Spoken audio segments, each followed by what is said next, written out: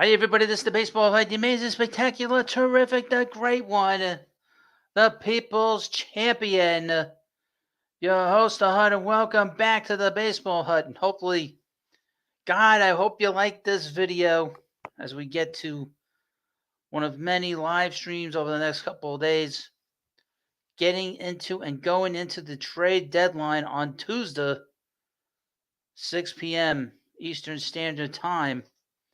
And we're going to talk about the Mets a little bit. This lousy game today, and still some lousy pitching, taking from the starters. And we'll get into that. And then we'll get into the trades that happened this weekend, and what else is on the horizon. Now, again, please, of course, like this video. We're getting close to 5,000 subscribers. And it's all because of you folks coming in here and writing to me. I need to know something. And I'd like to know what I could do better. Because a lot of people watch my videos, but they don't subscribe. Need to know what I need to do better. I was looking to improve. I'm big on self-improvement.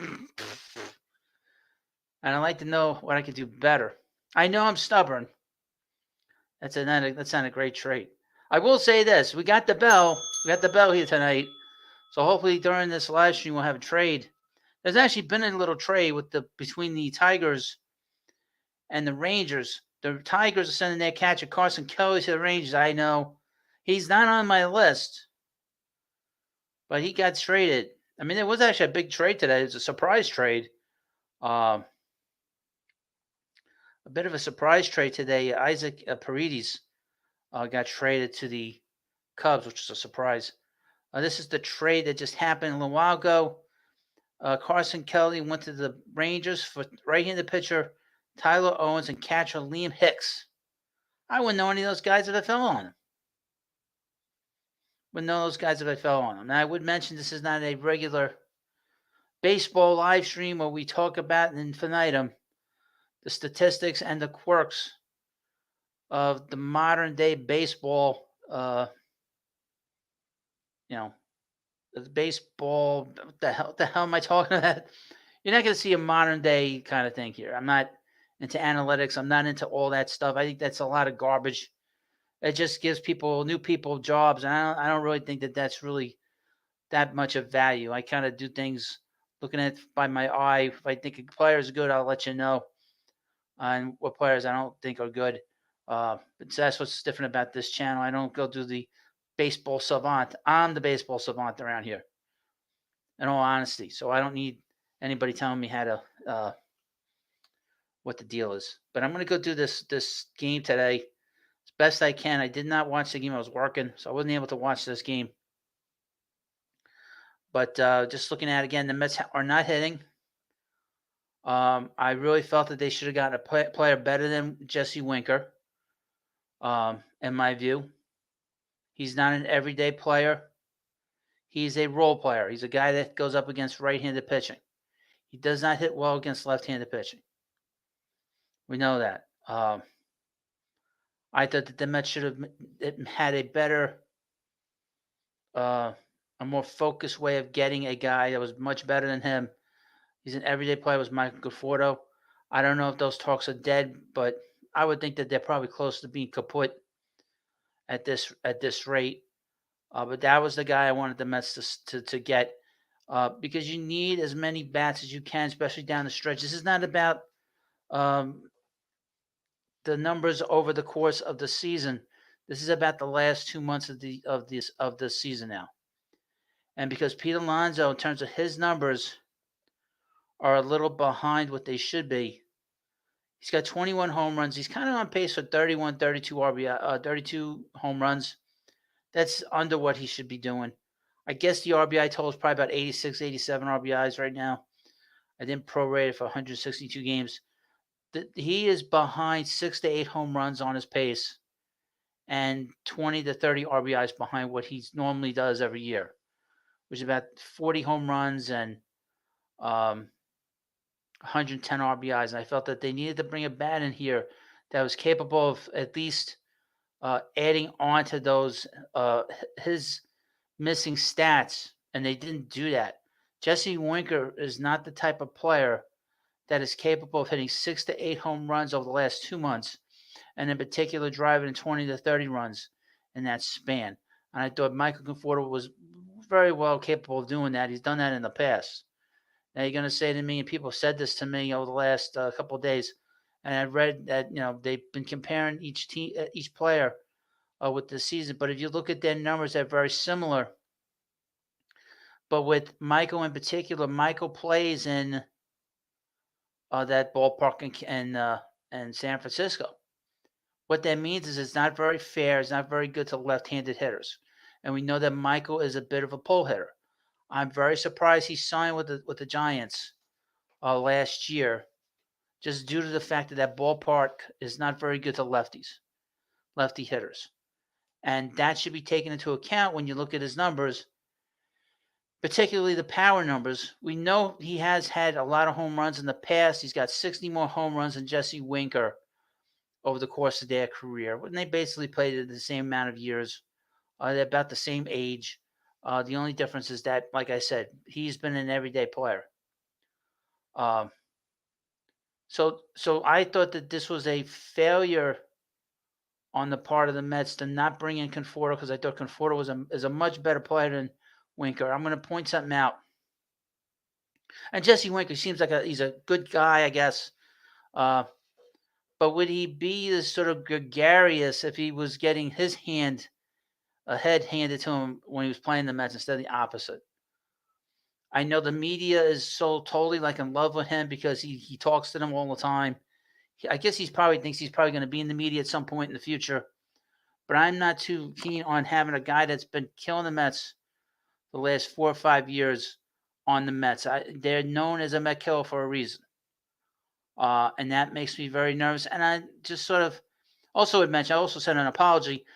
I did the late video last night on the trade, and I read that the Mets are going to send Mike Vassell in the trade, but I got that wrong because I didn't wait it out, and it was late. I was in my pajamas when I did. I was in my pajamas, folks. This is the job that I do here. I'll be in my pajamas doing the videos for you. I was in my pajamas, getting ready to go to bed, ready to go to sleep. When the trade went down, I said I had to do video. I got my video up before everybody else did, but I made a mistake by talking about Mike Vassell. Now, the Mets did trade in this deal Tyler Stewart, which I was surprised about because he had pitched really well for the Mets last year in the minor leagues, and I was very surprised that they were willing to move him. Now, his future is probably in the bullpen. He is 6'9", folks. He is a giant. 6'9". He's kind of the 17th to 20th best prospect in the Mets system prior to the trade. He is 6'9". He is a giant of a man. But he is a guy that's considered a bullpen piece. A guy that'd probably be a setup man, a long reliever, and possibly a closer. He does about 97 miles an hour. He doesn't have much of a length in terms of his delivery. He sort of short arms it to the plate from the things I've seen of him in different clips. And your host was not too keen on trading a pitcher for a guy that's a 2-month rental who is a bench player. And Jesse Winker is a bench player. I know everybody has said that he's the perfect fit and this and that. I know Keith said that during the broadcast today. And I don't normally disagree with them. But everyone's looking at rose-colored glasses that he's killed the Mets for years. Well, he's going to have to play well. They're not looking at the player in an honest way. He's not a good defensive outfielder. We know that Michael's a good defensive outfielder. No matter what his sort of injury situations have been the last 2-3 years. But Winker is not a good defensive player. He can only play left field. So I'm a little concerned that they'll weaken their defense by having him in left and putting Brandon Nimmo in center. With Michael, you could play him in left, you could play him in right, and if you have to in a pinch, play him in center field. His versatility is actually pretty good in the outfield. Well, we'll get into this thing about Eric Feed in a little bit. Guerrero. Hello, welcome to the channel. If you're in the chat, please say hello. And of course, let me know where you're from. I like to know where everybody's from. I used to come from Queens. I'm now on Long Island now. If I was any further, I'd be in the water. Let's just put it that way. I'm pretty damn far away from where I used to be. But this Winker deal, other people are in love with this deal. First of all, I am not. I don't go crazy about bench players, and this bench player concerns me. Concerns me that he would be the type that would play well against the Mets, and then do what a Met killer does: kills the Mets when you need him. Okay, kills the Mets late in the game, kills the Mets where he strikes out, kills the Mets. He can't get an out if he's a pitcher, and now we have a Met killer here, probably the biggest Met killer in baseball on the Mets, and he killed the Mets a couple weeks ago when he hit a home run to win a game with the Nationals. So he's continued to do that. But how do we know that those Met killing days are over? I mean, it's a stupid thing to say, but so I was not too enamored with our New York Mets bringing him in here. And to give up Tyler Stewart when I've been following his career with the Mets on the prospect hut for the past year, it bothers me. A home run by the Red Sox. I got the Red Sox-Yankees game on. Ref Schneider just hit a home run off of Carlos Rodon. I mean, really, my goodness. Carlos Rodon, boy. Brooklyn, I will get into the pitching. We'll get into momentarily. I just wanted to get through the trade from last night, and then we'll get into the other trade from the other day on Friday or Thursday, whatever it was. But I don't like giving up a pitcher, especially for the last guy on my bench, the third/fourth outfielder on my bench. He's not going to be playing every day. Can't hit lefties. Now let's get into this pitching today. It's similar to the pitching that the Mets got on Friday from Tyler McGill. It's from Brooklyn EWMS 32.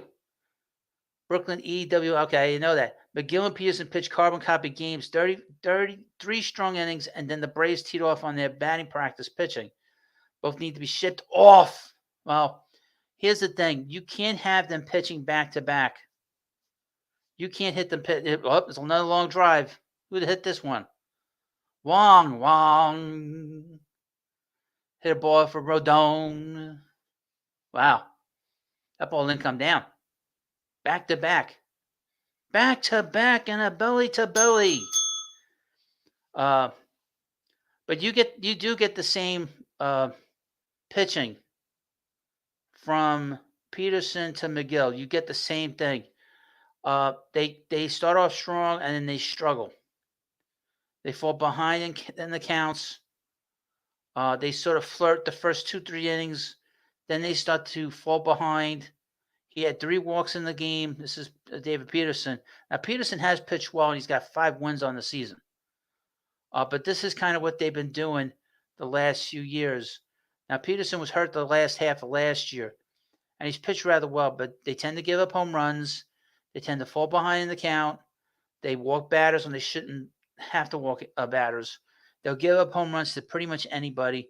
I mean, David Peterson gave up a home run to Matt Olson. And Matt Olson currently is hitting .227 with a .705 OPS, meaning that he has been terrible this year, and he gave a 3-run home run to him in the 4th inning. So the idea that these guys have progressed, you just don't see it. I don't see it, especially with Tyler McGill. The progress is just not there. And I'm concerned that I don't know if he has the wherewithal to be in the bullpen. I certainly don't want to see him in the bullpen with the Mets. And I would mention that it's very difficult with him in particular to have him in the bullpen and he's walking batters and he's giving up home runs. You cannot have a reliever that's constantly giving up home runs. And it's also walking batters. And you're going to get a lot of 2-run home runs, a lot of 3-run home runs, and God forbid grand slams. And we had a 3-run home run today with David Peterson. Now, Peterson's a different story. I think mentally he could probably handle pitching late in the game in particular. Hold on, I need drink. Look. Rafael Devers just hit a double off the Green Monster. He's going to third. The triple! And Chaz Chisholm basically misplayed that ball off the wall. They got him in center field.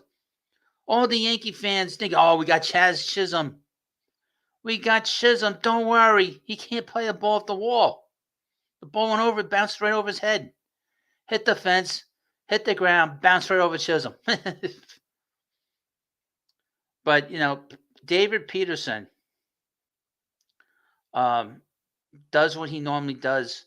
He pitches well, but then against these big lineups, the struggle. And you saw it today. Pitched 5 innings, gave up 4 hits, 4 runs, 4 earned, 3 walks, which is always a killer, and 7 strikeouts. So you basically had the same kind of line that you get from him when he's not pitching well. Now, he's pitched well, so we kind of have to give him a little bit of a leeway. But Tyler McGill's been a disaster this year. Let's be honest. And I don't know whether he is the type of player that could do well in the bullpen. I don't know if he's the type to do well in the bullpen. Now, please, of course, in the meanwhile, like this video.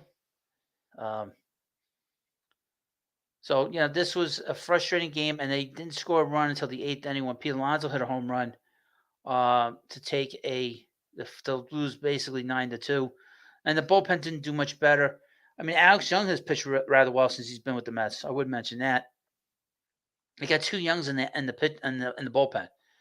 Danny Young and Alex Young, both left-handers. Danny hasn't pitched so great, and Alex has pitched really well. Now, they've brought in Ryan Stanek. I did not see this inning, and this I guess it was the 7th inning. He gave up 2 home runs in this inning. Walked a batter. No, didn't walk batter. Struck out a batter. Gave up 2 hits, 3 runs. Wow, that's crazy. He's got an ERA overall 4.94. I'll get it right. He threw 15 pitches, 10 strikes. I don't know much about him other than haven't seen him pitch in a while. So I need to watch him on a regular basis. He obviously didn't pitch well in his first appearance. He's one of 28 Mets that have given up multiple home runs in their debut. Most of them starters. I couldn't believe this when I heard this on the radio coming home. And then they brought in our friend Jake Diekman, who might have given it the best performance of his life against the Yankees on Tuesday night when he struck out Aaron Judge to get the second out in that inning, in the 9th inning. But somebody in here? I think somebody in here. Sounds like somebody's in the house. By myself tonight. But Jake Diekman came in. He pitched 1 inning, gave up 2 runs, 2 hits, a home run, of course. Struck out 2 batters. Then Adam Ottavino came in the 9th inning and pitched a scoreless 9th inning. By that point, by the time the bullpen came in the game was pretty much over. And the Mets didn't score any runs. Like I said, I really was hoping that they would bring in a batter, a hitter, that could do more than Jesse Winker. I don't think Jesse Winker can produce the kind of things that the Mets are going to need down the stretch. He's a role player. And that's a problem. That's a big concern of mine, is to see a role player coming in here and you ask him to do certain things, just so people understand that. I don't think people realize that he's not going to go up against left-handed pitching. He's not a good defensive player. He can only play left field.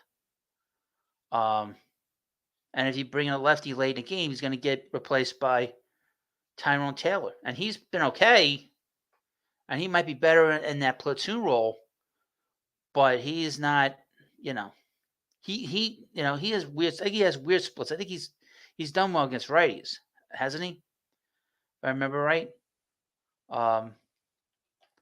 Now, this other trade the Mets made the other night, and this was Ryan Stanek, the reliever from the Mariners. The Mariners have been going crazy, making all kinds of deals.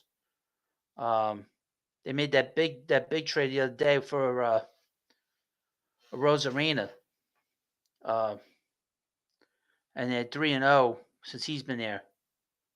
But anyway, Stanek came in here. The Mets traded Ryland Thomas, who was the 30th best prospect coming into the season for the Mets. He's now shipped off. So two of the top 30 Mets prospects before the season have been shipped off in trade so far. Tyler Stewart and Ryland Thomas. So that is of note. JJ's Farm State Farm says Nemo needs to get going. Really don't like these extreme streaks. Would rather consistency. Okay. I think we all want that, don't we? I think we do. But you're just going to have to deal with it. That's how it is right now. I thought him sitting on Saturday was pretty good. But he'll I'm not worried about him. He's the last guy I worry about. Because late in the game, he will get a big hit. I trust him late in the game. Game's on the line, he'll get a hit. I don't worry about consistency from him. I have never been worried about him at any moment during this season. And he still leads the Mets in RBIs, doesn't he? Yes, he does. So he's the last guy I worry about when it comes to what the Mets need and what the Mets are doing. Now, I would mention this, of course. I will be doing a live stream this tomorrow morning. I don't believe it's going to be raining here at the beginning of this week. I'll be doing a live stream in the morning outside the baseball hut, like I did a couple weeks ago for a little bit. I'll be on around 9 o'clock. That's the start of the business day, the start of the baseball business day. And I'll be on for about an hour and a half, maybe till 11 o'clock. Now, if there is a trade between these periods where I'm not doing these live streams, you'll have a video up. I'll have a video up maybe later, maybe tomorrow morning. I have to sort of see how I feel after this live stream. Hello, Nelson Cruz. Hey, man. Haven't seen you in a long time. Haven't seen you in a dog's age. Oh, my God. One of the old-time subscribers. Ring the bell. Ring the bell. This is great, man. What's up? And he's got a wrench. And then we have Vish Dandy. We'll get into Flaherty momentarily. But of course, if you are a subscriber to this channel, you are one of the truly smart people. And Nelson Cruz, and he's not the Nelson Cruz of the Mariners fame and the Texas Rangers infamy. He's a long-time subscriber to this channel. Yes, you returned, man. How you doing? I've seen you a long time. Now we just need William. That's what we need in the live stream now. That's the next guy that's got to come in here, quite frankly. Once William comes in here, then we're all set. But like I said, we are going to do a live stream for a little bit tonight. I'll try to stay on as long as I can. But like I said, but the thing is that I want to make sure I have stuff for you later and stuff for tomorrow. Vish Dandy says, I like your show. Mets need to be bold, get Rooker. Well, Rooker's not going anywhere. I got a list here, folks, of players that could get moved, and from what I understand, he's not getting moved. The A's are going to be very quiet this offseason. This trade deadline. So Schnell's a different story. We'll get into him too. Nelson Cruz says, doing well. Hope you're doing well. I'm doing great, man. I got a new place. Here. I got a new baseball hut. Brought to you by you. All of you. You brought this to me. You guys writing to me and leaving great comments. And, doing great. Fish Dandy says farm is there. I don't know what that means. Pharmacy? What pharmacy? What pharmacy are you talking about? Is it Tommy Pham? I don't know what you mean.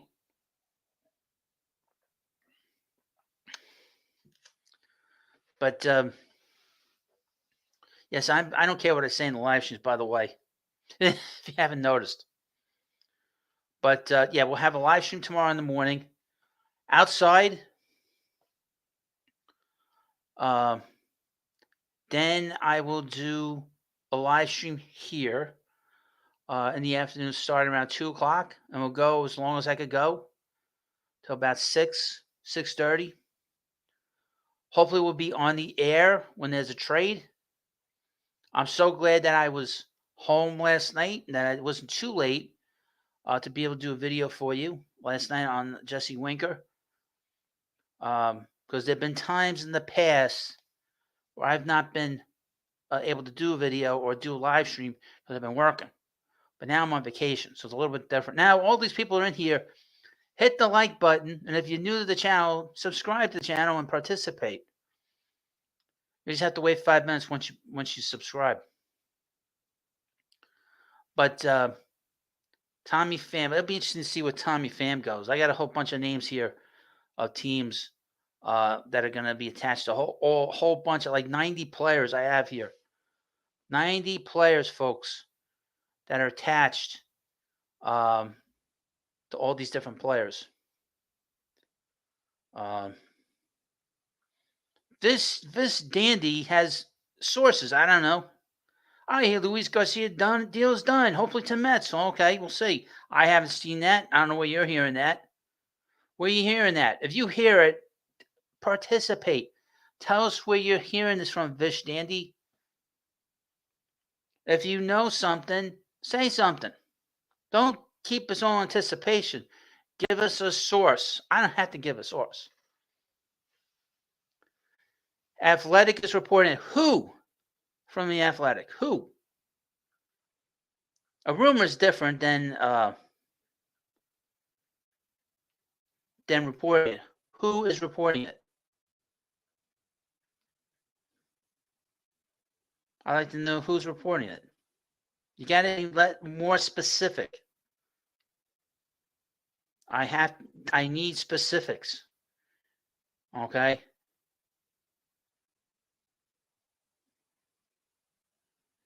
We need specifics here at the Baseball Hut, especially if you're going to come in here and talk about it. I just read it on their column. Oh, okay. I don't know what that means. I don't read the Athletic. I don't read any stuff that I got to pay for. Okay? Because that stuff's going to get out anyway, so there's no reason to read it. And all the other YouTubers will bullshit about it because they're fools enough to buy it. I'm not one of these people that wants to buy any of these publications. There's plenty of stuff online free that you could just Google it and find it. Is it that the deal is done or they're talking? Because I looked on X, I don't see it.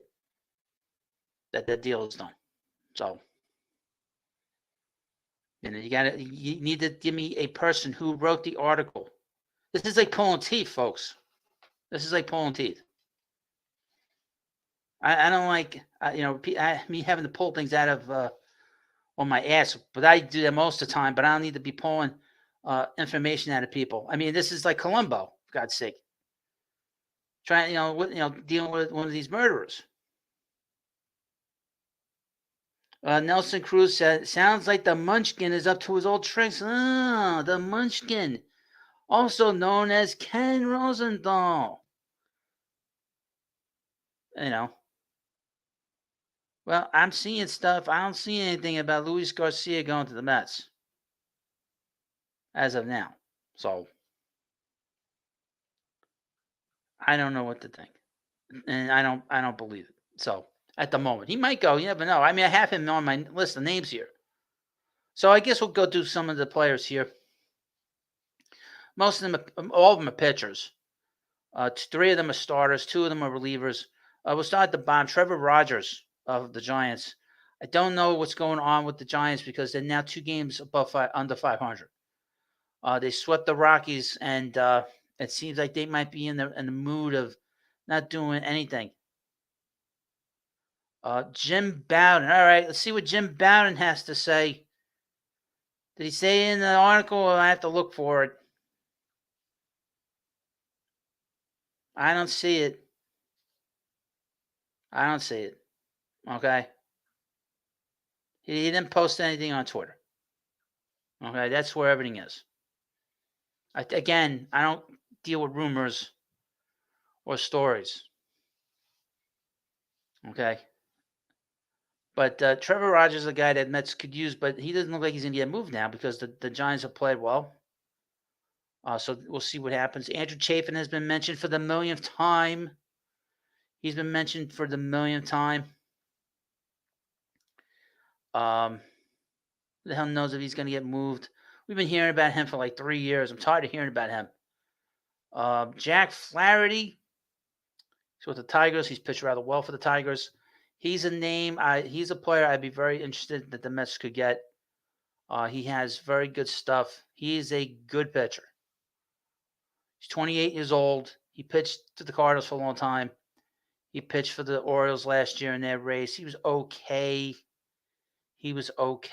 But we'll see. He is an interesting pitcher. And obviously the Mets need another starter in here because let's be honest. Tyler McGill's not going to cut it. You can deal with Peterson, but like I said, you can't have Tyler McGill and David Peterson pitching back to back because they give you the same pitching performance, both of them, and you automatically ensures that you give yourself and your team a 2-game losing streak. Which, oh, by the way, they gave themselves a 2-game losing streak because they haven't pitched well.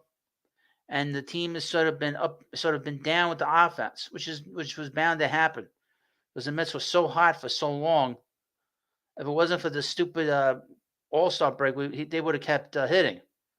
But be that as it may,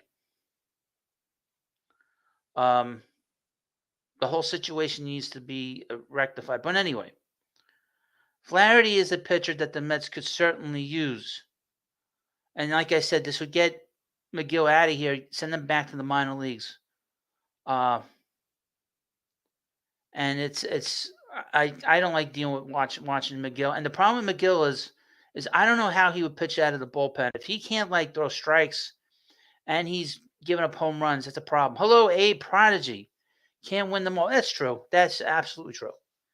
I mean, the Mets have gone 5-2 in the last 7 games if people can play it. They didn't win the 2 games against the Braves. Get the Braves some credit. They're not hitting the trash cans as more sophisticated than the Astros. Luis Garcia, who we've heard about, he is the setup man and probably the closer right now until he gets dealt. He's going to get traded. Carlos Estevez of the Angels got traded the other day. Got traded to the Phillies. I wanted that guy in the worst way, and he got moved. From the Angels to the Phillies. Dave Dombrowski, he knows what he's doing, boys and girls. Guy's a future Hall of Fame executive, and he is really quite good at his job. A-Proj says Garcia is soft, but he's not a lefty. That is true.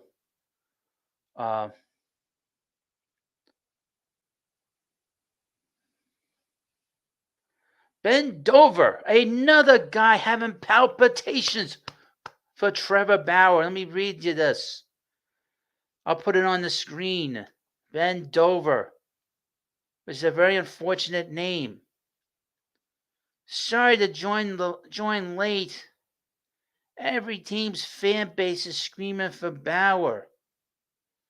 Yet no one has made the move. Curious your thoughts. He's a fucking weirdo. That's my thought. He's a fucking weirdo. I mean, let's be honest here. He's a fucking weirdo. That's call a spade a spade. He's a weirdo. And not just a weirdo. He's just let's be honest. He is a fucking weirdo. That's what it comes down to. That's why he's nobody's picking him up. He's a drama queen. You don't want him in your clubhouse. When he left Japan, he said something offensive to the Japanese. He had to apologize. This was just a few months ago, before he went on his apology tour here and trying to, rehabilitate himself. My goodness. A Prodigy says, interacted with Reed Foley during his rehab assignment. He didn't do great today, but he's doing well physically. Okay. He's okay. I feel bad for him because he has good stuff. But he can't stay healthy, and I like his stuff. But he, I wish he would do much, much better. But hopefully he comes back. And Reed Garrett, hopefully he comes back. Who knows when he's coming back? The Mets got hit hard with their injuries. Brooks Raley getting hit with Tommy John has been very difficult. That really hurt the Mets because then they had to sort of look to Jake Diekman more in big spots. It is now raining in Boston in the 5th inning.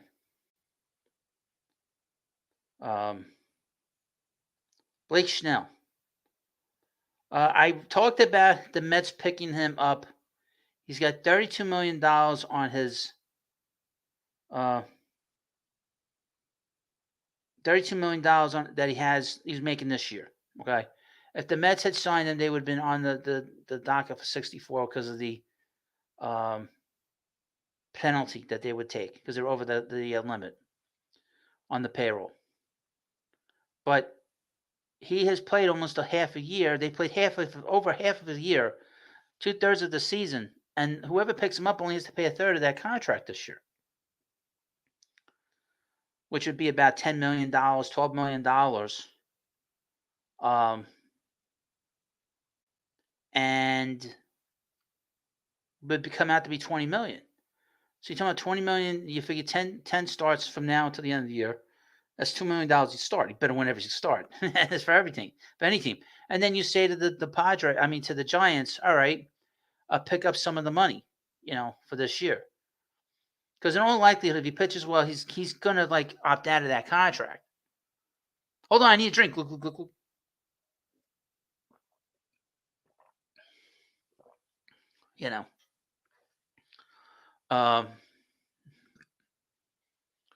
And some guy was really arguing with me today, folks. And a guy that's been arguing with me all week long, correcting me like he's a fact checker and I need help. Get the hell out of here. And I tried to explain to him that the Mets would not have to pay $60 million this year, only $20 million. He didn't want to hear it, and he was just being nasty. I had to throw a couple people out of here the last 2 days that were being really sarcastic and really. I don't like when people come after me. There's no reason to. This is sports. This is not real life. It's not what we're dealing with in the world today. So I didn't really appreciate that, but I didn't think it was that big of a deal to sort of look to him. Now the Giants, like I said, have played much better, so he might not be moved. He's not going to be on the move anytime soon. And if they were to move him, the Giants would tell their fans, "We're out of here," And you wouldn't have to give up a lot for him because just based off the money, maybe a prospect within the 15 to 25 range. I wouldn't want to do that. That part. If I'm going to do that, I'll just take all the rest of his contract this year. And he, like I said, he has a player opt out next year.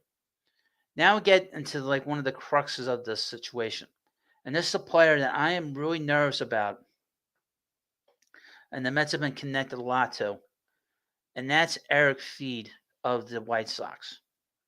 Now he's pitched rather well this year for the White Sox.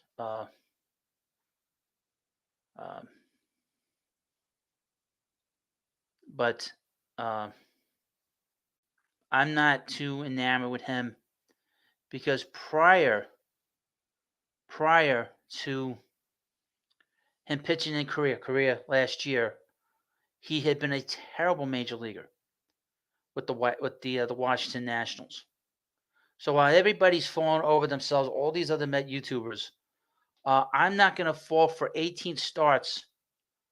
I'm not going to fall over myself for a pitcher that's pitched 18 games this year and give up one of my best prospects for somebody that has been a bad major leaguer. Now we know that pitchers can come out of anywhere, that any player can, particularly pitching, could do a great job.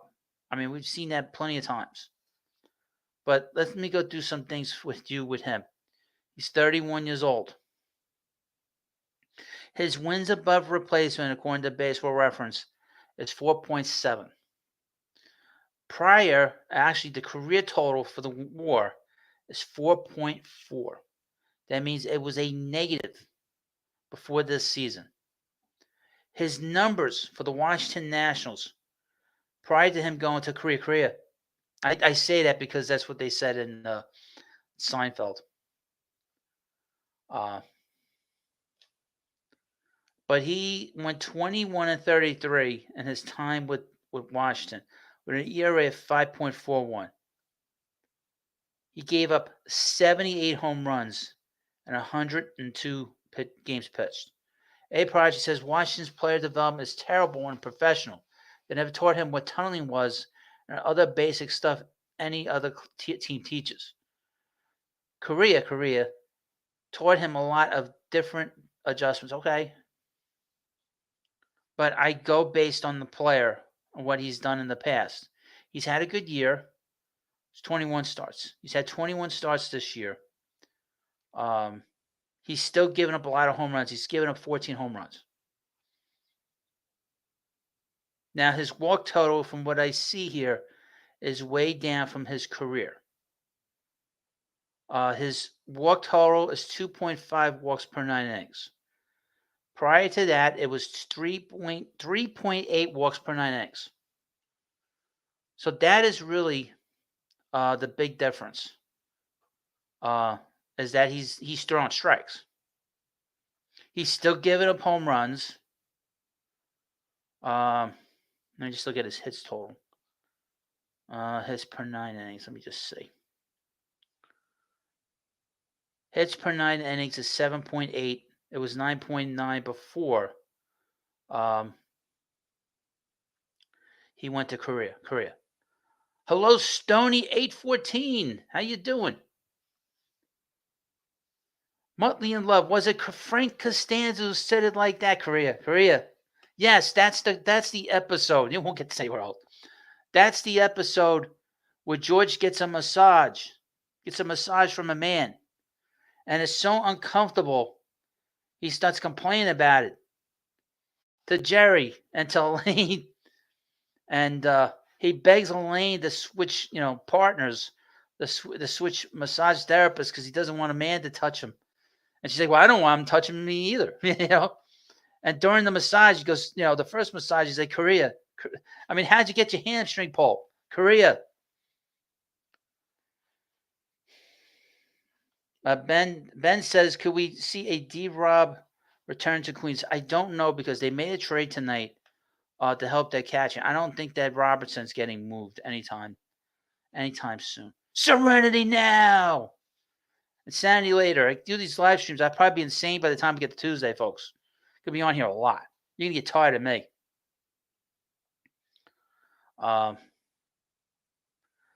Project says Washington's player development is inferior to most of the major league teams. That's surprising because that is still the remnants of the Montreal Expos farm system. Very surprising to hear that. Very surprising. So again, I do things. Now you tell me that the White Sox are any good. The White Sox got the worst team in baseball. They got the worst record in baseball. Wow, it's really pouring there in Boston. Wow. Why the hell are they still playing? Now, there's some heavy rains there. It's now the 6th inning, but they're all out there. It doesn't look that bad. But I'm a little nervous about Eric Feet. I'd rather go and get Jack Flaherty, so I know what I'm getting there. And we're going to run through a whole bunch of names soon because I got a whole bunch of names of players that got traded. And I also got a video on the Baseball Hut too, and you can watch that if you'd like. But over the course of the few days we have during this trade deadline, I would hope that you subscribe. Getting awfully close to 5,000 subscribers. You do not find this stuff anywhere else on any other channel where I goof on everything and find the moment where I have some fun. All the other channels are the same. All of them. All of them. They're all the same. Nothing different. It's all the same stuff. Again, like I said, I'm not interested in being in the, I'm not a reporter. People say I'm a reporter. That cracks me up. They say I don't get this right. I don't get the names right. A lot of times when I mess up the names, it's just to be as a goof on it. 99% of the time, but then sometimes I think it's just funny. So I get the names right, and they all have the same reaction. They all get pissed, some of these people. But yeah, you won't see this anywhere else. But like I said, you're going to see a lot of videos here. You're going to have so much here. Once I'm done with this live stream, I'll do a video.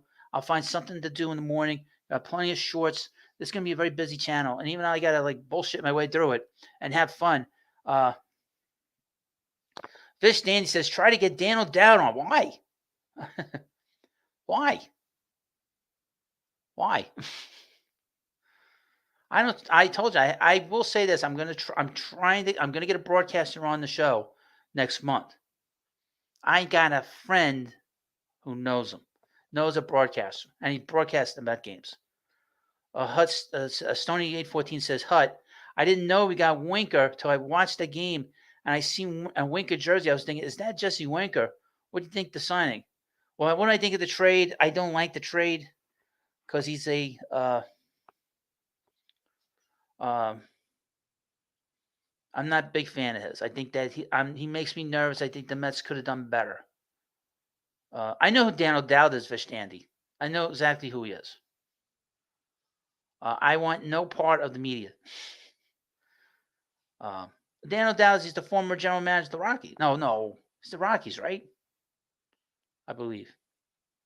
But I'm not. I don't want any of the industry here. Although, like I said, I'm gonna get a broadcaster in here.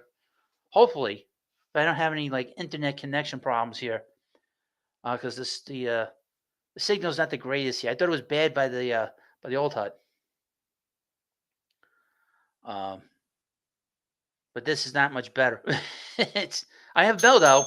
I got a bell. That helps. Yeah, I really want Michael Conforto here, and not Jesse Winker, because Jesse Winker, he's not an everyday player.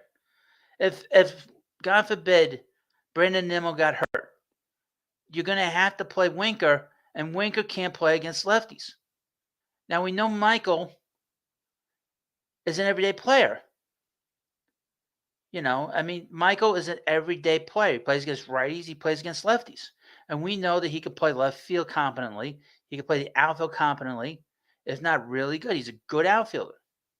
And he's an everyday player. There's a big difference between a role player and an everyday player. Role player will show you his warts, And like I said, earlier, Michael has 60 more home runs than Jesse Winker. I keep thinking his name's Henry Winkler. I keep thinking of that, that his name is Henry Winkler. We got the Fonz playing, on the bench. I got him on the bench now. We got the Fonz out there. Not Edgar Alfonso, but Jesse Winker. Not an irresistible chicken sandwich. One of the great all-time names. Tough loss for the Mets today. They got to bounce back and win the chicken dinners. Isn't that like self-mutilation for somebody like you, for a chicken sandwich like yourself? Shouldn't you be an advocate against chicken dinners and stuff like that, man? Should be totally against that. You need some intervention, man. You need really self-loathing chicken sandwich. Man.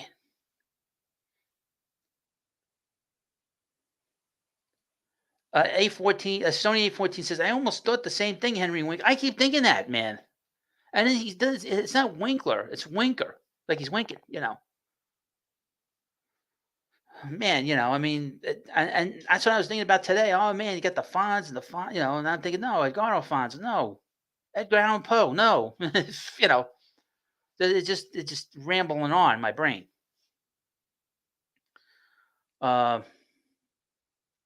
Fish Dandy, Conforto is inconsistent. Can Wilmer Flores play outfield? Wilmer can barely play the infield. Really? We've seen Wilmer.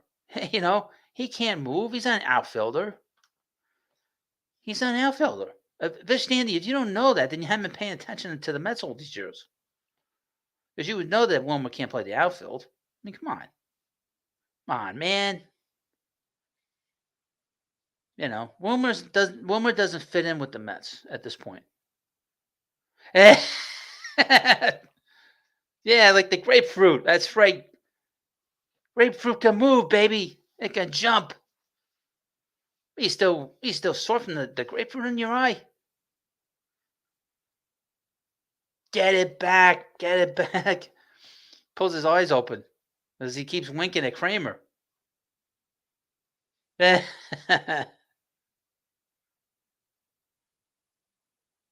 Boy, this Chaz Chisholm at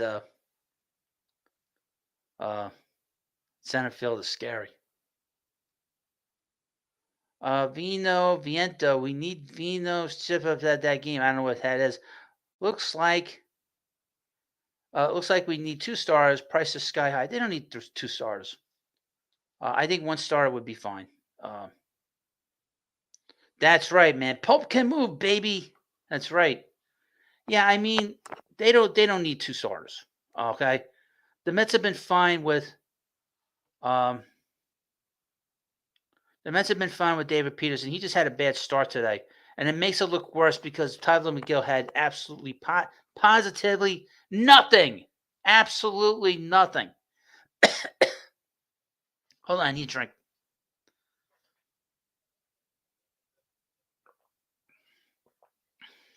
I mean, really, he had nothing. See, that's a great name. It's a great name. More people should, name themselves after sandwiches on this platform. What person would, a sandwich would want to be on here? Your sandwiches, you better watch out. You don't want somebody eating you for lunch.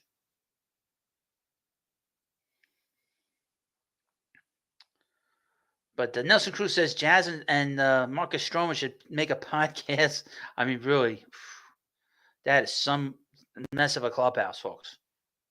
That is some clubhouse now. You got 2 of the most toxic players in baseball in terms of a clubhouse that you could possibly get with those 2 there. Boy, oh boy. That is rough. That's a rough clubhouse. And let me see if there's anything going on that we could discuss here with the Mets. Like I said, I'm not big on Eric Feed. Okay, I'd rather have Jack Flaherty. I don't think now, as we get close to the deadline, it seems that the Giants are going to be moving anybody. Because they do want to win. That's not a situation they don't want to win. They spent a lot of money this offseason. There was word earlier that the Yankees were talking to the Giants for Matt Chapman to play third. But if the Giants can play as well as they are, that's not happening. Tommy Edman is being discussed with the Yankees and the Cardinals. He's having a pretty good year, Edman. He's playing second base. He is let's see here. He's a switch hitter. Sometimes I forget. I would mention that Mets play the Cardinals on one game. The makeup. Let me read you from MLB Trade Rumors on the side here. The A's are among the teams that have inquired with the Cardinals regarding the availability of infielder outfielder Tommy Edman. According to the Athletics, Katie Woo. The Yankees joined the Dodgers, whose interest in Edman's services was discussed earlier today, and inquiring after the versatile switch hitter. I wonder if the Yankees switched from Chapman to Edman. Edman is 29, has yet to make his season debut in the majors after undergoing wrist surgery last fall. The recovery from that surgery has taken much longer than expected, and while he's begun a rehab assignment at the AA level, that's come entirely as a designated hitter. It seems unlikely that Edman, who hit 248 in 137 games for the Cardinals last year, would garner much interest from any club as a DH-only type. Any suitor would likely need to be confident of his ability to play the field for them this year in order to make a deal. Interesting. I don't know why the Yankees would do that. This is the New York Yankees, and they're going bottom of the barrel for some guy that hasn't played all year. That's just a weird, a very strange kind of move, in my view. That's a very strange move, to be honest with you. That's not a Yankee move. It's just like the Chaz Chisholm move. It's a very strange move. It's another weird move. I saw this last night. I couldn't believe it. My mouth dropped. We talked about movies here and there. We talked a lot about the Marvel movies here and there. Did you see it that they named Dr. Doom the actor Robert Downey Jr.? I don't know whether that's confusing. That'd be confusing as hell, man. You got the guy that's been the big kahuna in the MCU, one of the biggest franchises, and you make him a villain because you screwed up the next phase without the big heroes in it and all the big actors in it, and you have to beg him to come in to be the big villain. And this is Doctor Doom, and it also tells you they couldn't find anybody to play that character right, because that's not an easy character to play. You need a big actor to play him. Just wanted to mention that. I didn't do a video on the comic book yet, but I thought that was kind of a very strange kind of hire. But you got Marvel right now in desperate straits. So anyway, all right. Where the hell was I? Oh, yeah, Chaz Chisholm. You pick up this guy that is really not a great clubhouse guy, and now you're going after Tommy Edman, who hasn't played all year. This is very strange. Why do you think he's doing this? Well, because they don't want to trade Spencer Jones? Is that it? And if you notice, Isaac Paredes got traded today. I couldn't believe he got traded to the Cubs for Christopher Morel. Morel's going to do well. He's going to do well there, because they'll maximize his abilities to produce, which apparently the Cubs weren't able to do there. And what is up with him? Is that like the weirdest guy, Christopher Morel, where he's got the eye black? Most players play the eye black like this underneath their eyes, and we know that Francisco Alvarez has sort of the cross under his eye. But why does Christopher Morel think that he's like in a school play and he's playing a cat? He looks like he's playing a cat in a school play. You need him to put like whiskers on the side. Really, excuse me. Really, it looks ridiculous. Why does he have the eye black like that? He looks like he's in a school play. Like he's going to be running away, like the cat in the fiddle, Just saying. Very strange. Stanley Bobbage says, we can get Robertson from Texas. Aha. But here's the thing. They made a trade for a catcher tonight, Carson Kelly, from the Tigers. And what that's telling me, that they are in to win it. They're about 2 games under 500. They have big players on that team. They have Corey Seager, Marcus Semien. They won the World Series last year. They have Max Scherzer now for the second half. Hopefully for them, he can stay healthy. They have a good bullpen out there. It would not be in their benefit, folks. It would not be. They're 4 games still. 4 games under. That's still. It's not in their benefit for them to wave the white flag a year after winning the World Series when they're only 4 games under 500. It is very difficult, in my view, for them to do that. Maybe as we get closer to that deadline on Tuesday, they change their mind. But they made this trade tonight for Carson Kelly, who's a catcher, they're looking for catching help and catching depth. What do they do after this? I don't know. You have to sort of keep that in mind. I love Robinson. I was hoping the Mets could have re-signed him after the offseason.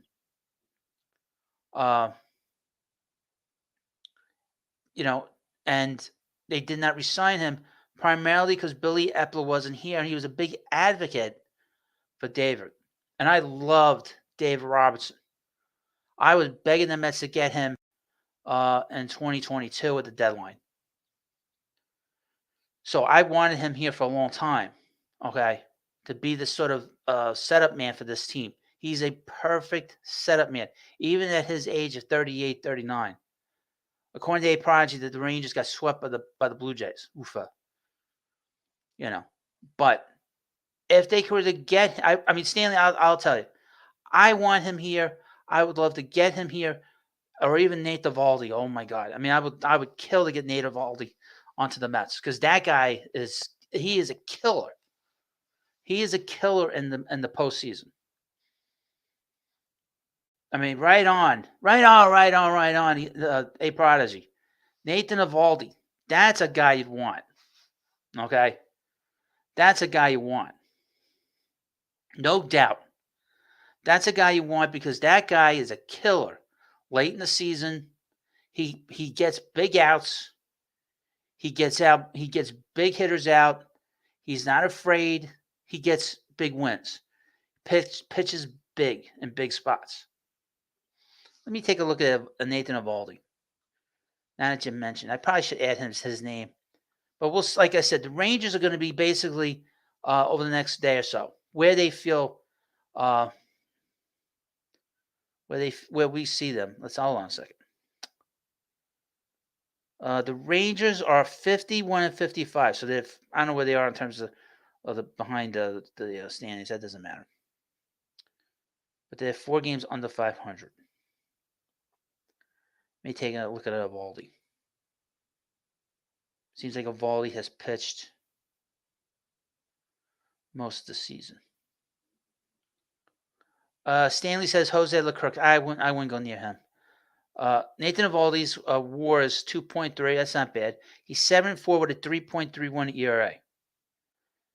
He's pitched 18 starts. He's had 18 starts, 106 in the 2/3 innings, 106 innings, 104 strikeouts. Walks per 9 innings, 2.2. Very strong. Very strong. Yeah, I think they're buying too. I don't think they're selling. And obviously, he pitched really well last year, as always. He's one of the great postseason players. Ben says, do you see any prospects getting the nod to come up? To be honest with you, not at the moment. Luis Angel Acuna had that opportunity to get here. But the problem is that he had a very good month of June. But his issues are he can hit, but he has very little power. Okay? He's been getting on base at a fairly good clip, but his slugging percentage is terrible. He doesn't hit for power. He's a very good defensive player. I mean, let's be fair. He can hit, like I said, but the power is just not there. And he struggled into June to get his OPS over 700. It was at 700 at the end of the month of June, and then July hit, and boom, completely collapsed. His OPS completely collapsed. A Project says Acuna isn't ready. Agreed. It doesn't seem like he's ready yet. I know there have been some channels that have advocated for him to be called up, and I'm like, he's not ready. I've been reading the reports. I've been reading his, all the things that have been said about him in the minor leagues. He's not ready yet. And the way the Mets have played, there's no way to play him. Jeff McNeil has played well. He's hit like crazy since the All-Star break. Jose Iglesias deserves to play on a fairly regular basis. So where are you playing this kid? And then in the middle of a pennant race, they're trying to get the wild card. It wouldn't be fair to put pressure on him to play. Brandon Sprout, he's the other pitcher. in the Mets system, and the other player that people have talked a lot about. But again, I don't want to see him, um, you know, get rushed. Vishdean says trade Acuna for a stud pitcher. Why? You just brought him in here. You know how much money the Mets spent to bring him in here from last year? Ben says this. He's a little off. You think Stewart gets the boot? Well, here's a little update. Ben, the Mets sent him back to the minor leagues today because he had minor league options. So he didn't get the boot. He just got sent. He just got a demotion. That's the best way to say. He got sent back to he got sent to Syracuse. He couldn't hit. I mean, he can't hit. He's not a good baseball player. Stanley says, "Do you see Clifford as our future first baseman if Alonso walks?" I don't know right now. Clifford's future is a little clouded based on the fact that his batting average has gotten really strong. He was hitting like 180 for a long time. It's a bit in the 230s, 240s now, but he's hit like crazy. But he strikes out a ton. They say he strikes out 30% of the time. That is a big problem in Double A. So he has to get that under control. So that's the one thing, Stanley, you have to understand about Clifford. He has tremendous power. He gets on base a lot. He's probably going to hit about 240, 250 in the majors from what I've read. But he has got to cut the strikeouts down. He strikes out way too much right now in the minor leagues. He's got to find a way to cut that down. And he's not even ready for the AAA yet. He has to play, and he has not played a full season in AA. I'd like to see him play the entire season in AA. There is probably a chance. I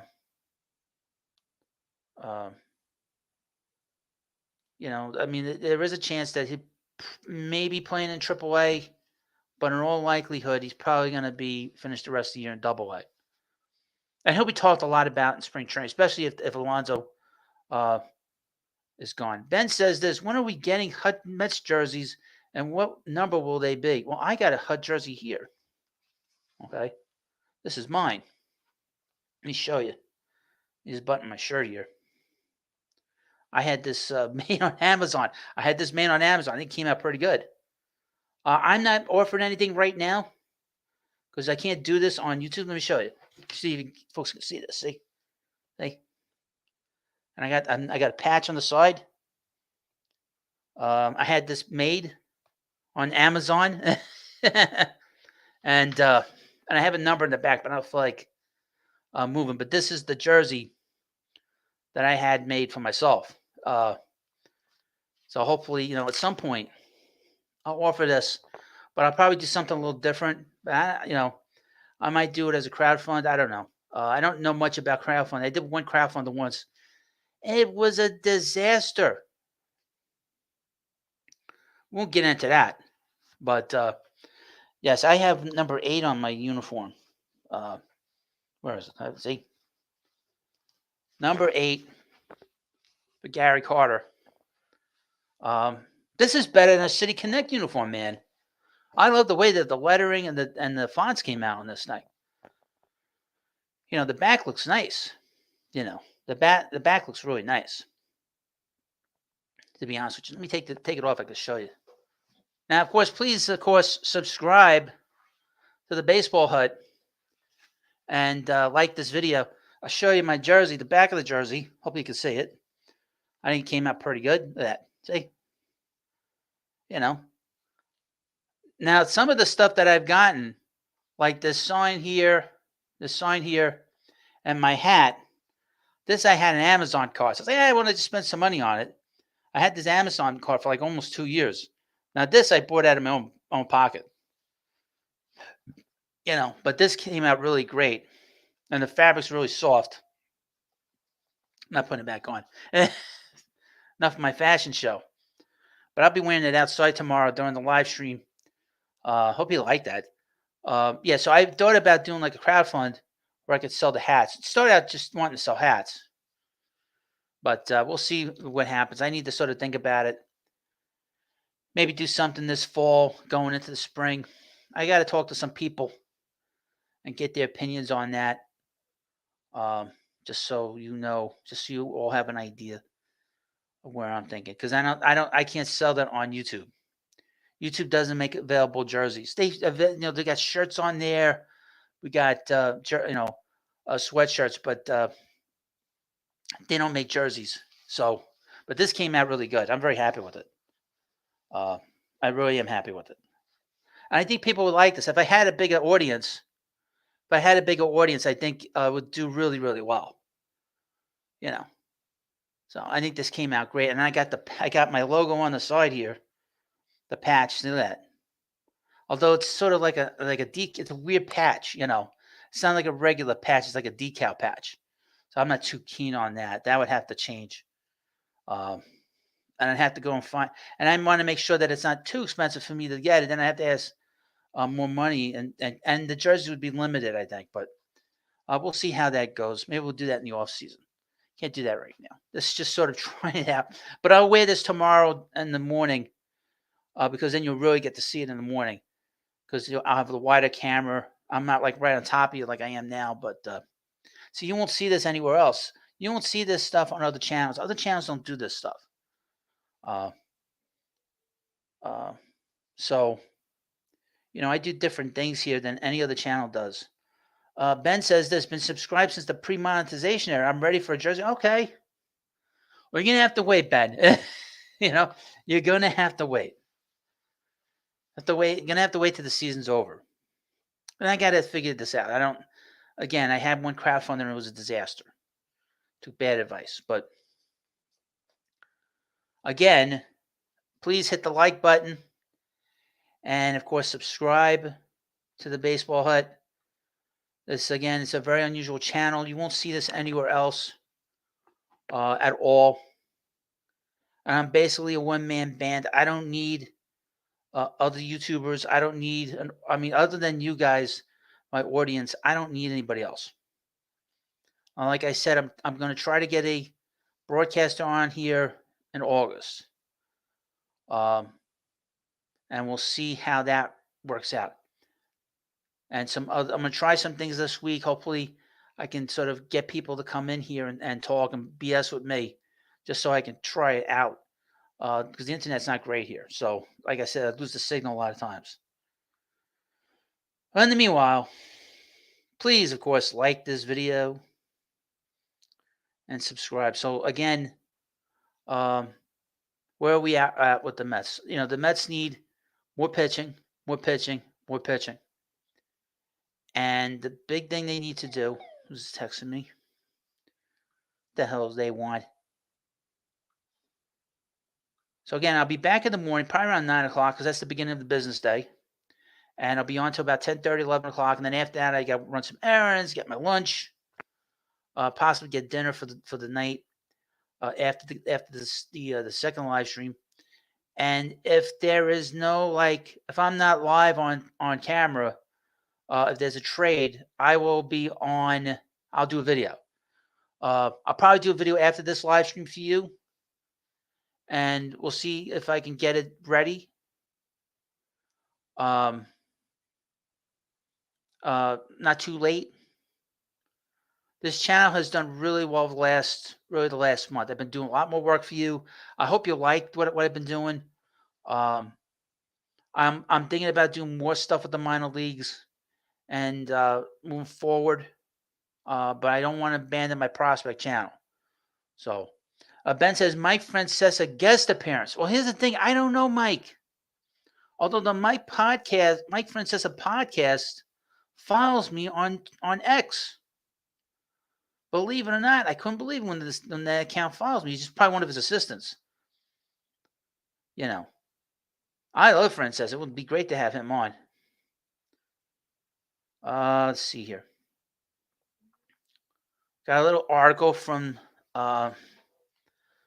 Andy Martino, also known as Little Andy. Little Andy, Little Andy Martino. And this is from SNY. On Sunday, insane pitching prices complicated the Mets' new rotation search. An important caveat to any trade deadline report is that market dynamics change every day. A day after the Mets jumped into the starting pitching market, they fell victim to the same frustrations, complicating everyone's pursuit of arms. The prices were so high that they had to adjust their plans. Though the Mets have and will continue to explore every possibility, expectations shifted on Sunday. The team is now seeking a possible depth starter, along with, and they hope, one more reliever. Interesting. An important caveat to any trade deadline report is that market dynamics change every day. And there is a relative eternity between now and the 6 p.m. Tuesday deadline. Hold on, I need a drink. Some of these cells will lower their demands before the end. Right? Quote, everyone I spoke to today said the starting pitching and relief markets are insane, said one longtime general manager. Maybe it will change on Tuesday. The Mets have never intended to part with top prospects in trades this year and have cleverly managed to acquire two pitchers and relievers, Phil Maton and Ryan Stanek, without doing so. They achieved that with a combination of taking on salary and targeting a pair of relievers having decent but uneven years. Of course, that strategy also comes with performance risk, and Stanek was booed off the mound on Sunday. I didn't know that. After allowing 2 home runs in his Mets debut. Well, that's a rough crowd. As committed as they have become to winning this season, the Mets expect to remain disciplined about trading top prospects. By the end of Sunday, there was a sense that unless prices came way down, the remaining trade deadline activity would be modest. Oh, that's not going to go well. Especially since it was little Andy that suggested the Mets were going to be going for it. And now he's saying the opposite. Oofa, that is not good. You will see an angry fan base, and you will see WFAN absolutely positively have a meltdown on Tuesday and Wednesday. I can guarantee you that, folks. If the Mets don't bring in a starter of quality, WFAN will have a meltdown, and they will go after David Stearns like David Stearns has never been attacked before in his life. You thought they attacked him bad when the Mets hired him, and 4 days later suggested that the Mets should fire him. They will rip apart David Stearns, saying that this is not Milwaukee. They'll bring in the jinx Joe Beningo and have him complain. I'm not happy, bro. All his bullshit. It was only on Saturday when the Mets learned that Kodai Senga would likely be out for the rest of the season, on the heels of Christian Scott's elbow ligament injury earlier in the week. The news pushed the Mets to engage in discussions with other teams about starters. Excuse me. A day later, those discussions ended up feeling a bit like searching for a house in your dream neighborhood, only that they learned that you might have to settle for a studio apartment. Well, I didn't have to settle for a studio apartment, that's for damn sure. But that's not a good story.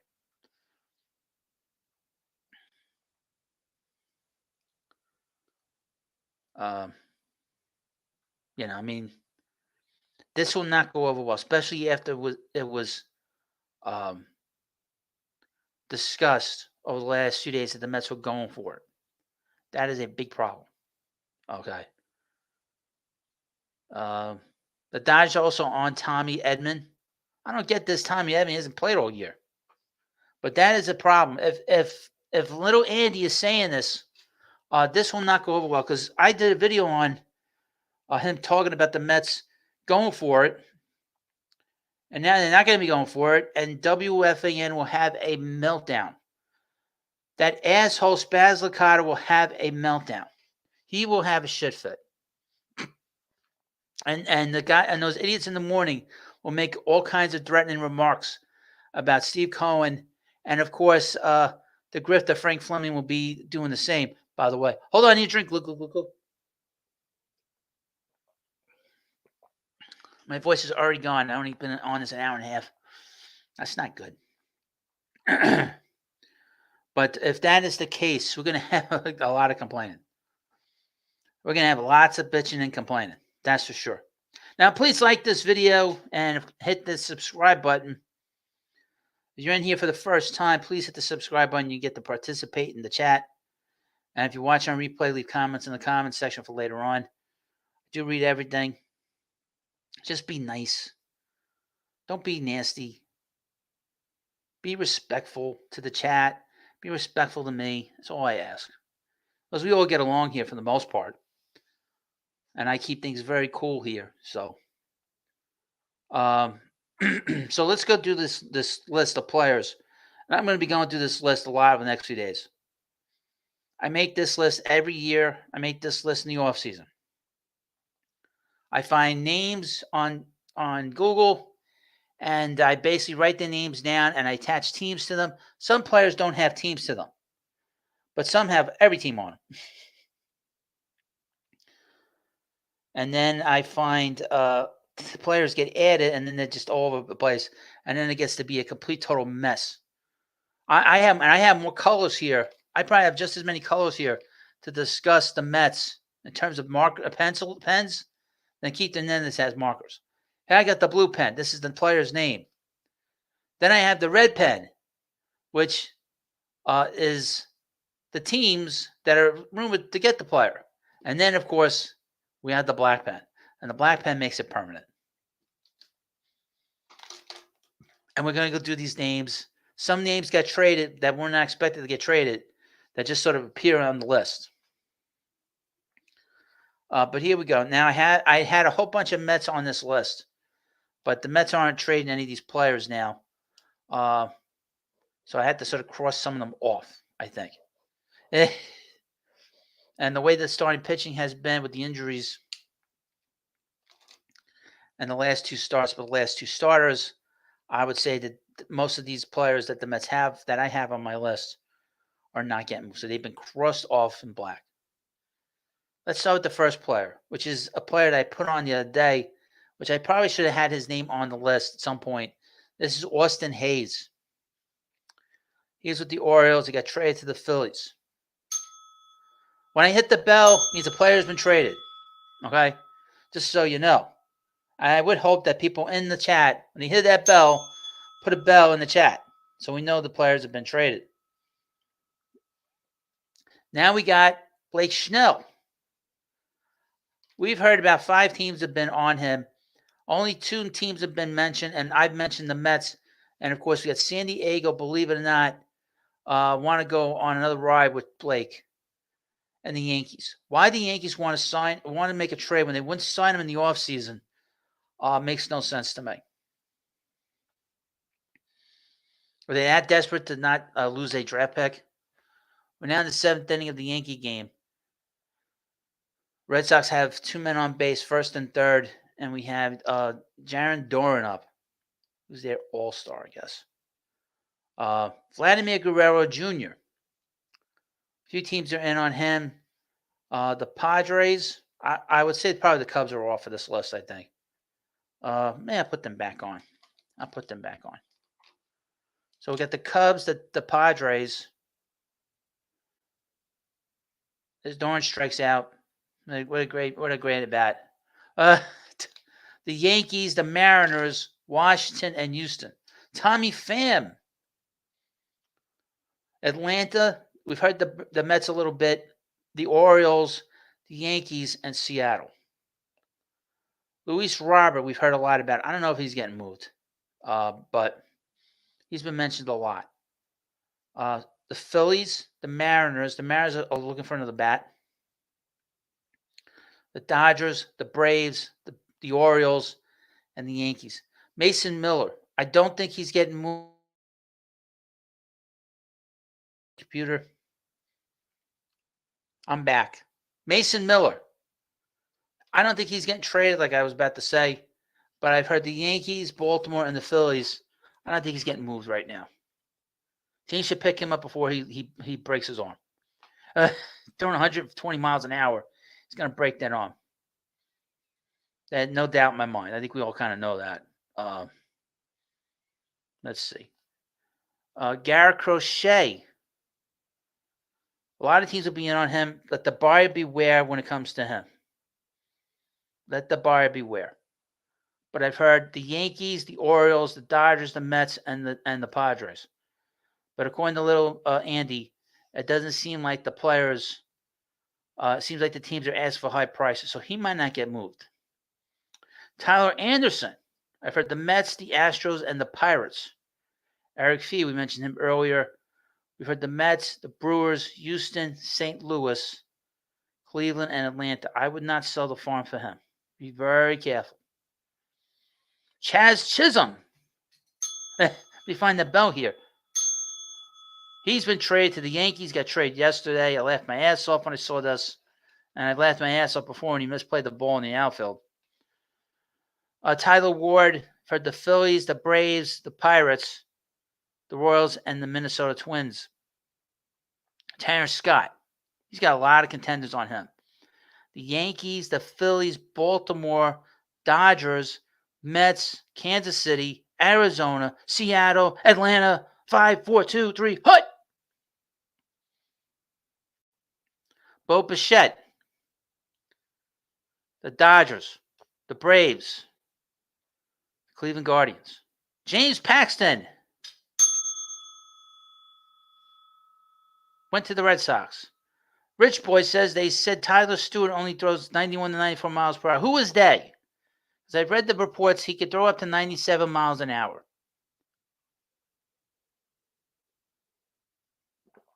I don't like when people use pronouns. Can you let me know who said what in the chat?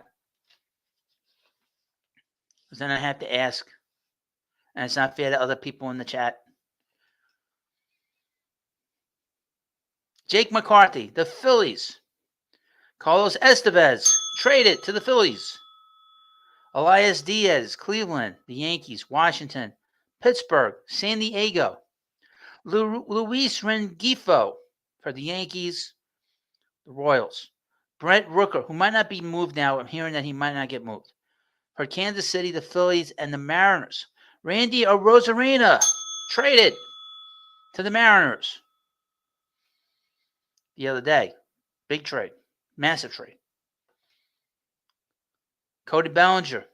I've heard the Yankees, the Rangers, Phillies, Houston, Washington, Seattle. I don't know what's going on with the Cubs because they made that big trade today. Nico Horner to the Mariners. Michael Conforto. Now, I've not heard any other team but the Mets, but I put Mariners there because they're close to his home and the Brewers. But I don't know if the Giants are going to be moving any players now. Jack Flaherty, Atlanta, Cleveland, Houston, and the Mets. Zach Littell, haven't heard anybody. Zach Eflin, traded to the Orioles. Danny Jansen, traded to the Red Sox. Yimi Garcia, traded to the Mariners. Yandy Diaz, we've heard Houston, Seattle, and the Pirates. UC Kikuchi, believe it or not, the Mets and the Astros. Kyle Finnegan, a lot of teams. I've heard the Mets, the Yankees, and the Brewers. Harvey Hunter, traded to the Royals. My bell's all screwed up here. Michael Kopech, I've heard the Mets. Pete Fairbanks, I've heard the Yankees a lot and the Mets. Jesse Winker, traded to the Mets. John Babia, no team yet. Lane Thomas, Seattle, Kansas City. Cal Quantrill, Houston, Milwaukee, San Francisco. Austin Gomber, who was taken out, I guess, after 3 innings. I've heard Cleveland, Houston, and the Brewers. Trevor Rogers, I've mentioned the Mets, but I don't know what's going on with him. Andrew Chafin, I've heard the Mets. Luis Garcia, the Mets, the Yankees, Kansas City, and Boston. Dylan Floro, I've heard the Mets. Jalen Beeks, Scott Anderson, TJ McFarland, Derek Law, Paul DeJong. The Dodgers, the Braves, and the Mariners. Gio Urshela, Miguel Andujar. Josh Bell, believe it or not, was placed on waivers. But before that, we were hearing the Yankees, the Mariners, Houston, Washington, and the Pittsburgh Pirates. He was not traded, Jason Adams, Griffin Canning, Lucas Urseg. We had a trade earlier today, a big trade. Isaac Paredes went to the Cubs for the Catman, Christopher Morel. I've never seen anything like it. A grown man that puts the eye black as a cat. Zach Eflin, the Yankees, the Braves, the Dodgers, and the Astros. AJ Puck traded to the Diamondbacks. Brylan De La Cruz, we've heard Pittsburgh. Wilmer Flores, no teams. Mike Yastrzemski of the Giants. I don't think he'll be moved, but I put down Seattle and Milwaukee. Ryan McMahon. I've heard the Dodgers, the Yankees, and the Kansas City Royals. He'll get moved, but maybe not right now. Jose Soriano. I've heard Cleveland, the Cardinals, and the Braves. Garrett Mitchell, who is an outfielder with the Brewers. I heard the Mets the other day. He's 25 years old. He's considered the second best prospect in the second best young player with the Brewers. He's been in the major leagues basically basic parts of 3 years. He's been hurt most of this season. We'll see if he gets moved. Mark Hanna, the foodie. I've heard the Phillies, the Mariners, and the Brewers again. Trevor Bauer, believe it or not, I heard him. That the Phillies are considering him. But why would you do that?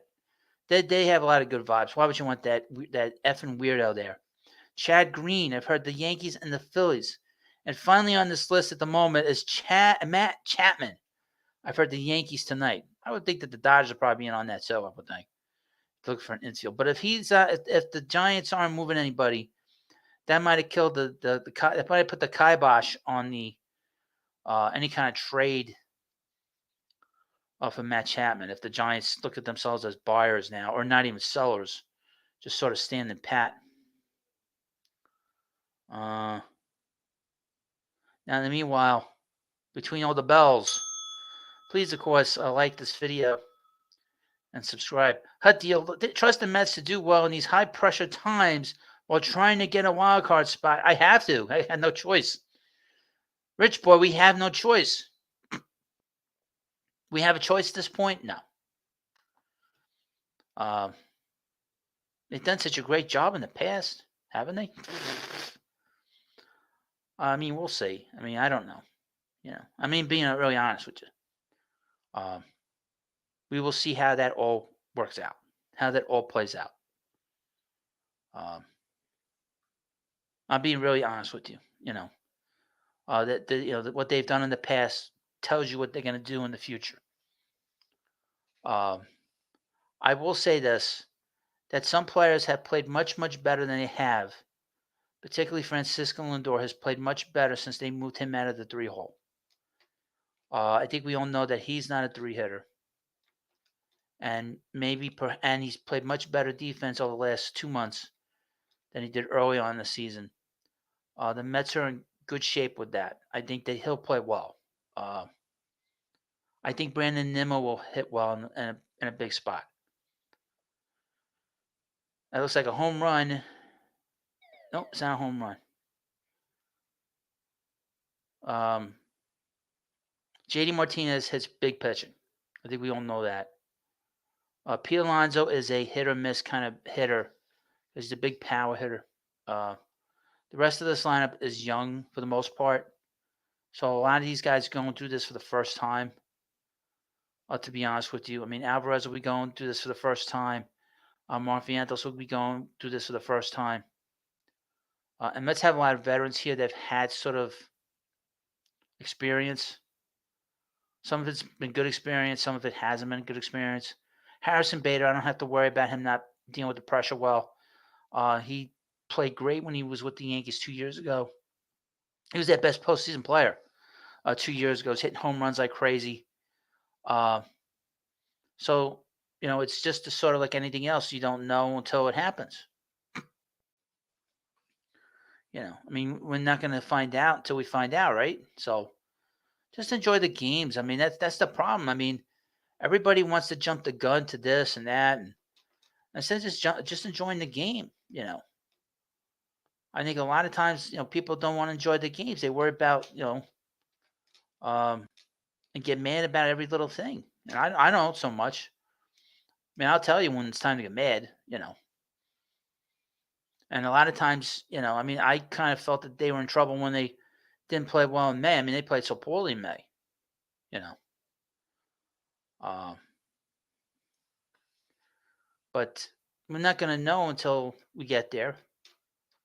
Now, the real pressure will come in as we go further on in the season. In September, August, dog days, September, then we'll see. We don't know what's going to happen until it happens. So I'm not going to worry about that right now. Now, in the meanwhile, hit the subscribe button.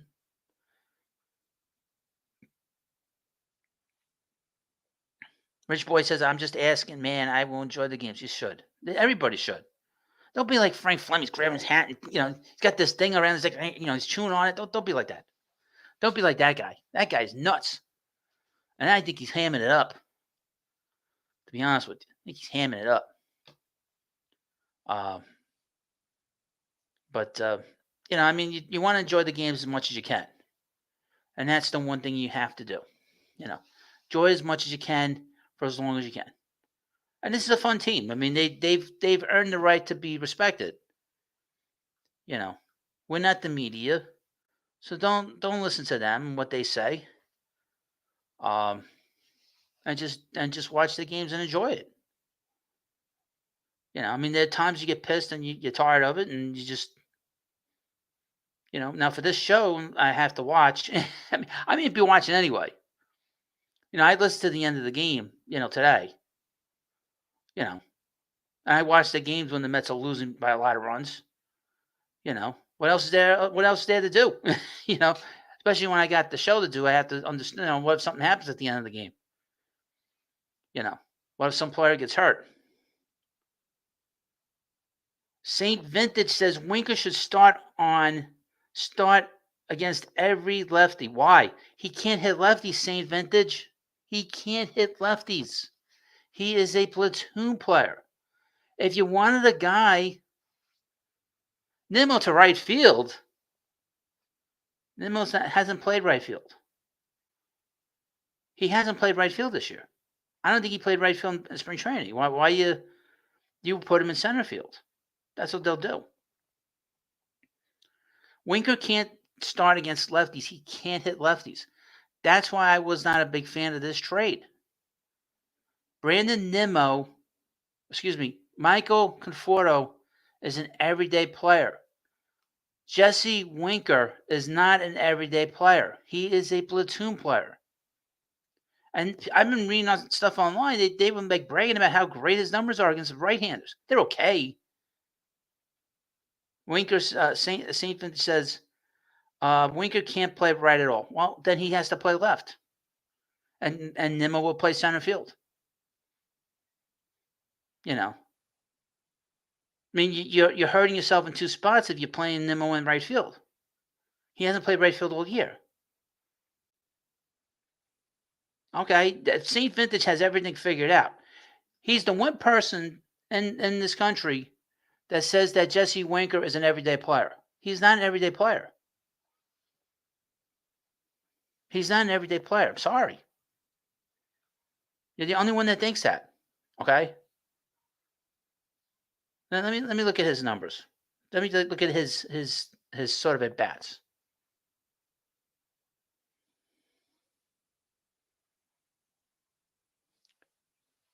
Jesse Winker has never had 500 at bats in the majors.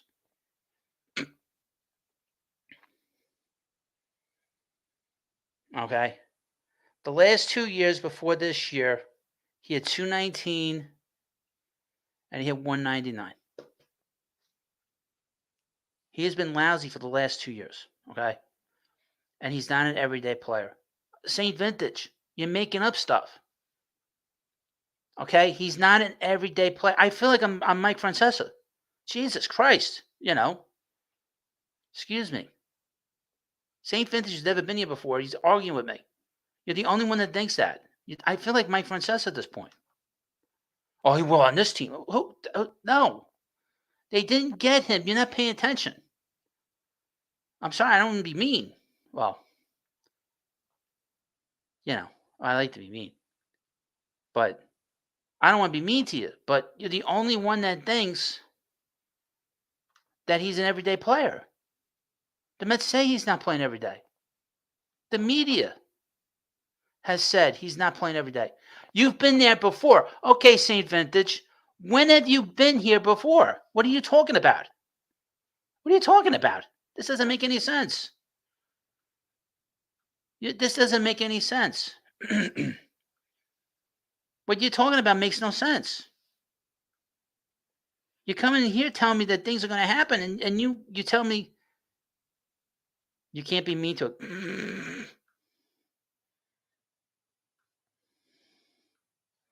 Oh my God. You ain't no gangster.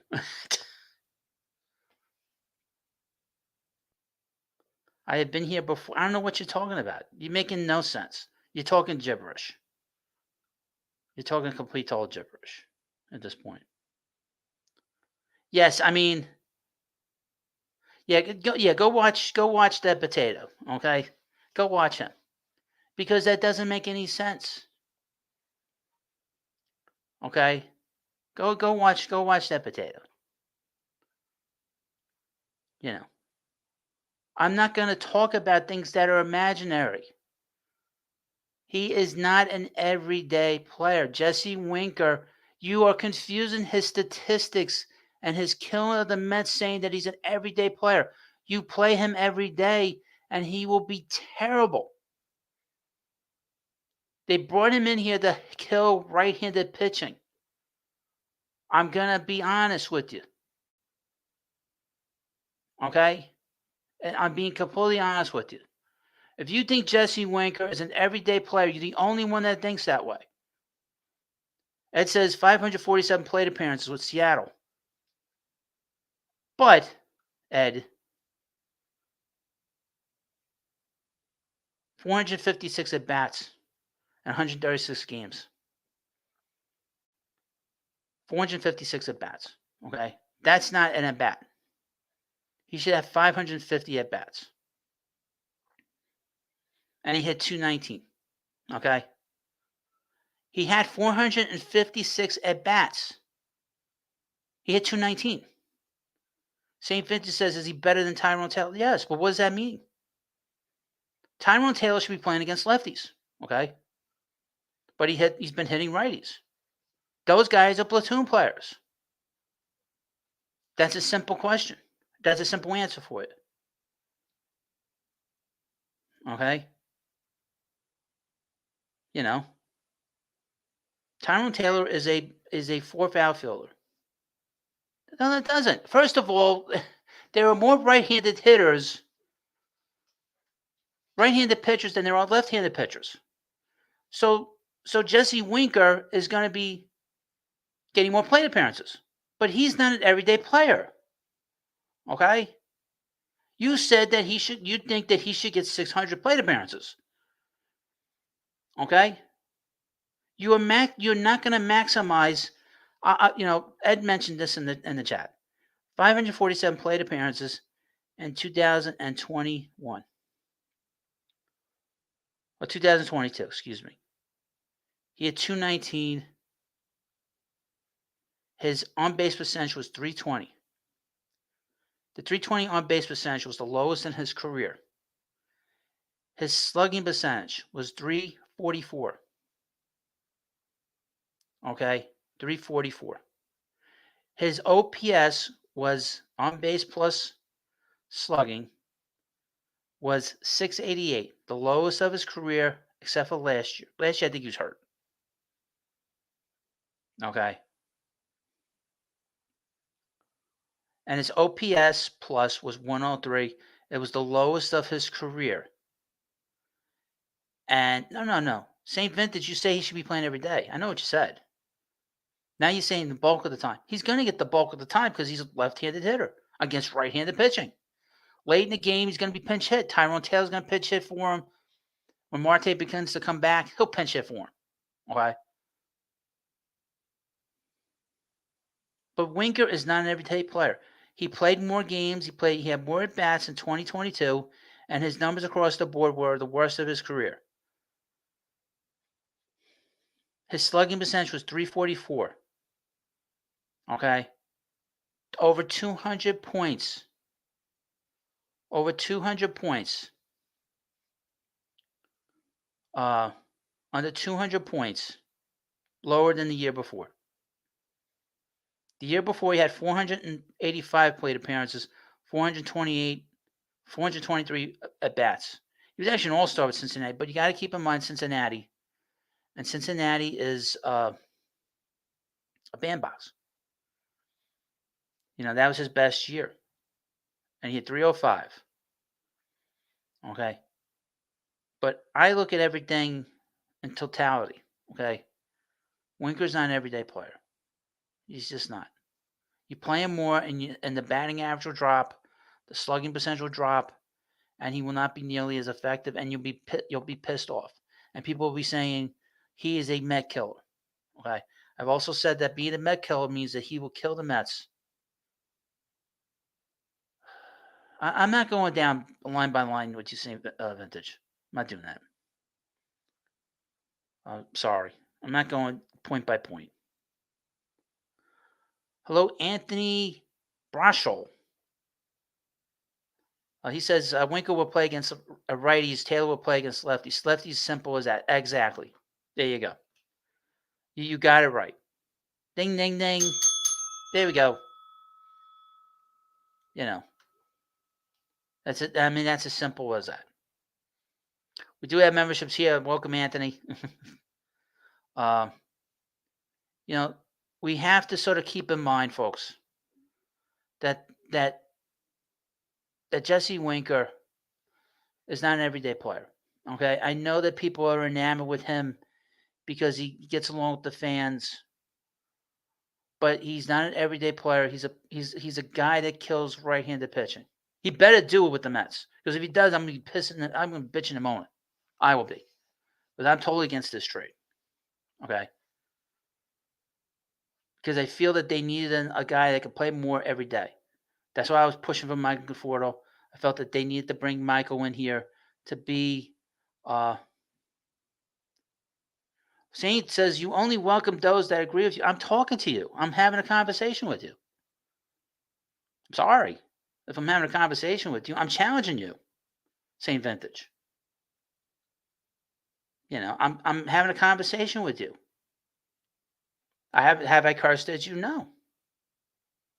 And I'm a New Yorker, and I'm having a conversation with you. I'm giving you my point of view. You give me your point of view. I'm sorry that it's hurting your feelings, But, there's no, I'm not sure when people come in here, they're trolling me, And I've never seen you in the chat before. And then you come in here and you insult me and you say you're going to leave. I notice you haven't left because this is probably a lot more interesting conversation than what's going on in any other channel. We do more interesting things here than anywhere else. I will challenge the subscribers here. I will challenge you. You've been here playing. I don't remember you. This is the first time I've ever seen you write to me in the chat. I know everybody that writes to me. You've been here plenty of times. This is the first time you've ever written to me. I know who's here. Sorry, St. Vintage. I've never seen you before. And you've never written to me before. So don't even try that.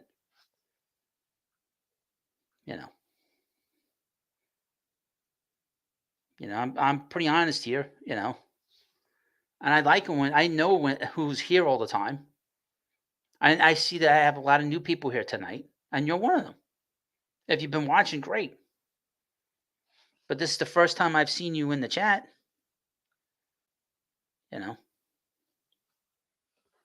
No, there's no reason to swear. Don't say that. There's no need reason to swear, But I will challenge people here. I'm sorry, that's how I am. And I'm not wrong about too many players.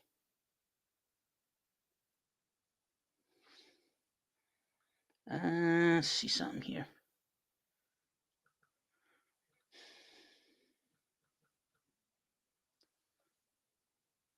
Ed says this. He's 14 for 98.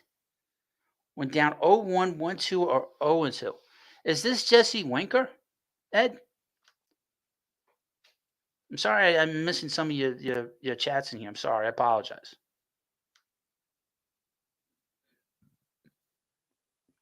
Is this Winker? That means he's not a very. If that is Winker, then he's not a very good two strike hitter.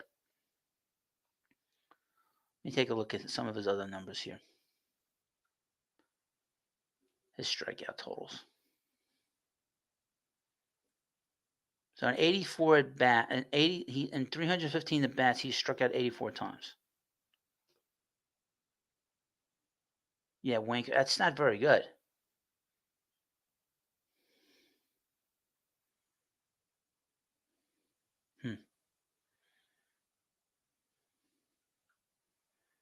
Let me see something. I like doing these averages. The basic average for like an everyday player at bats is 550. That's how I kind of. So in 550 at bats, Winker would be striking 142 times. Wow. He does walk a lot. I mean, I'll give him that. He does walk a lot. I mean, 2 years ago he walked 84 times, but he did play a lot.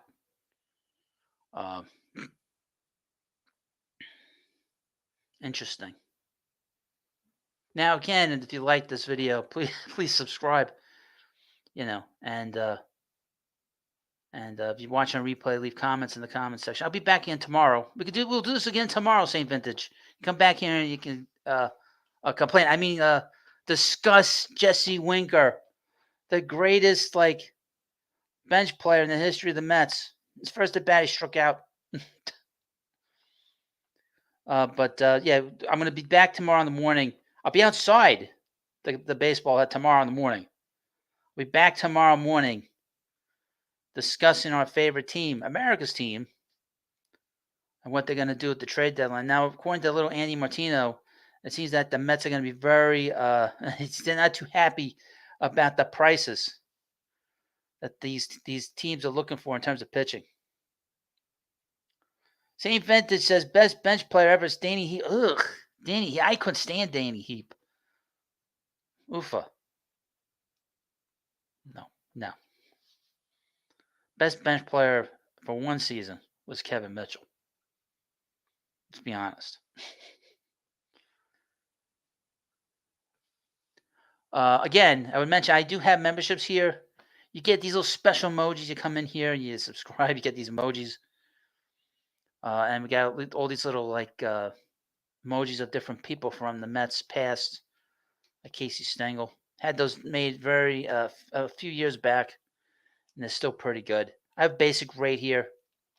I have a couple of videos on for members. One video I talked about Darryl Strawberry in it, how important he was, and how you need an elite player to be a great team. So one thing the Mets don't have right now is an elite player or players.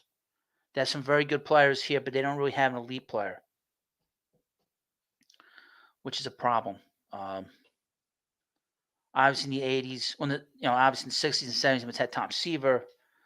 In the 80s, they had Doc Gooden and Darryl Strawberry that they developed. They had Mike Piazza back in the day. In the mid 2000s, they had David Wright, Jose Reyes.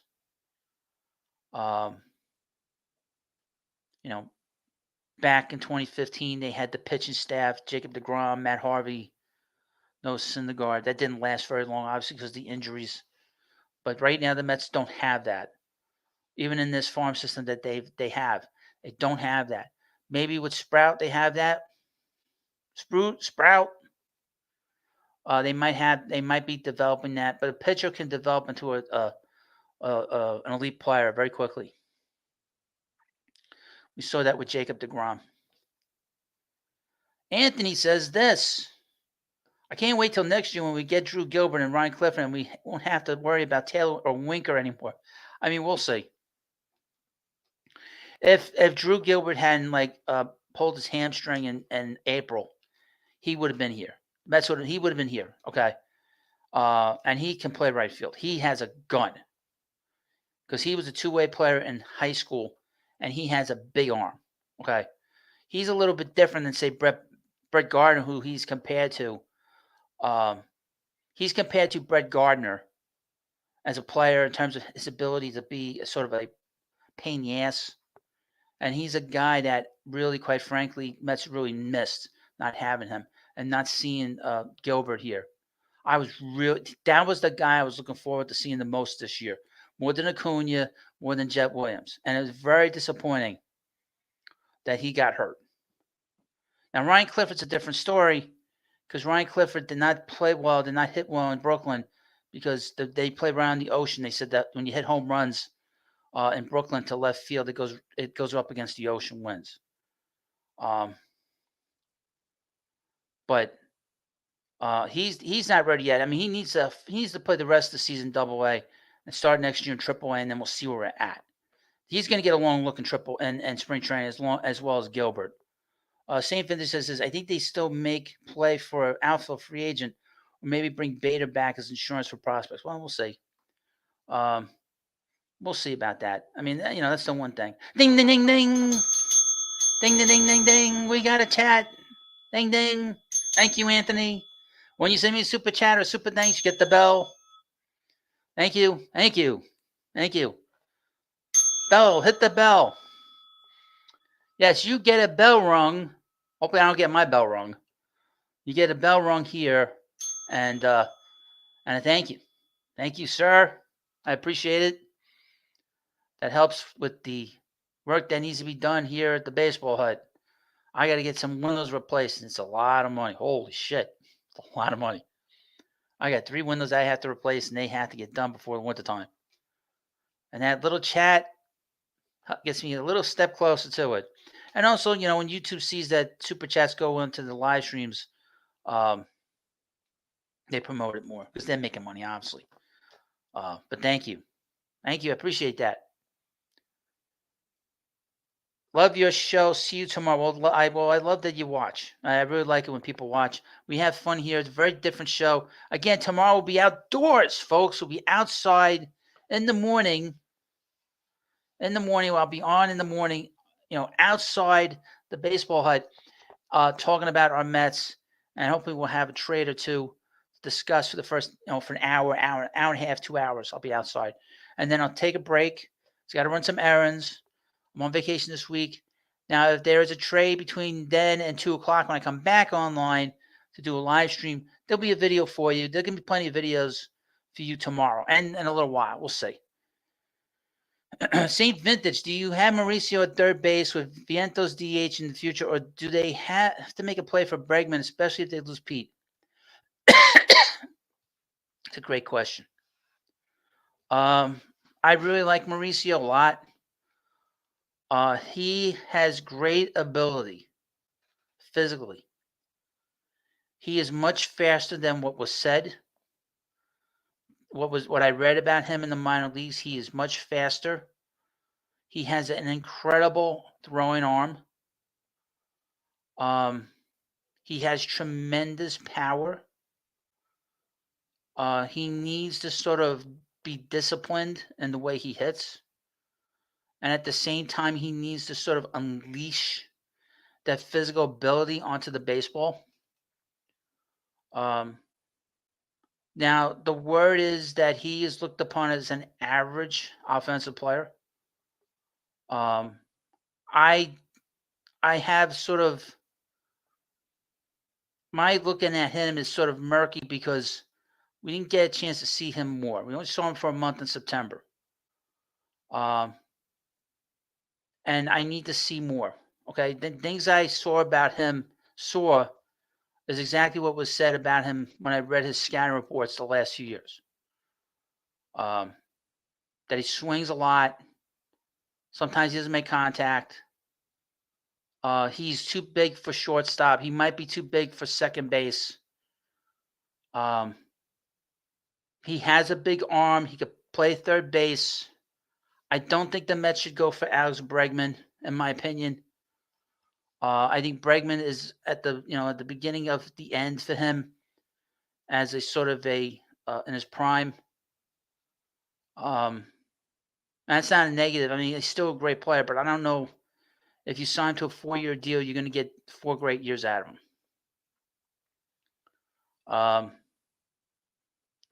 Bregman should stay in Houston, in my opinion.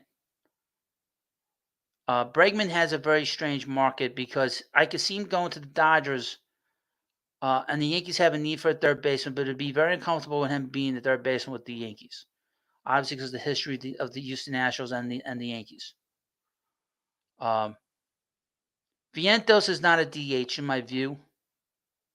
Vientos is either going to play first on this team or play third on this team. He has done enough defensively. I can live with him at third. He needs to do more. He needs to do a better job with his hands, being able to set himself. He has a very good arm to play the position. But he needs to work more on his defense, on his footwork, on his decision making. But that'll come with work, and we saw how better he was from this year to last year. There's been a great deal of improvement. St. Vintage says, so God forbid Pete left. Who's your big name replacement free agent? For first, there isn't any. I mean, there really isn't any. I mean, maybe you can decide to bring in Cody Bellinger to play first, but he's not a guy that can stay healthy. I think he's got to opt out in his contract. And he's too weird of a player in terms of his consistency as a player. I know Vladimir Guerrero Jr. is going to be out there to discuss, but I don't think he would do well here. See, that's the problem with losing Pete is you lose an anchor in that lineup. I want to see how Pete performs over the next 2 months. He has a lot of damage that he has to catch up with. I mean, you could not have screwed up a free agent year as badly as he has since Michael Conforto. Okay? He should have taken the deal with the Mets last year and been done with it. He didn't understand his own market as a first baseman. And Pete really screwed this whole thing up, to be honest with you. So that is going to be until Pete signs somebody. The Mets offseason is up in arms. All right, now no one's mentioned him. That's Juan Soto. I am leaning towards not having him here with the Mets. I know people are going to be flipping out, but I don't see how he makes the Yankees better. He ran through a stop sign last night.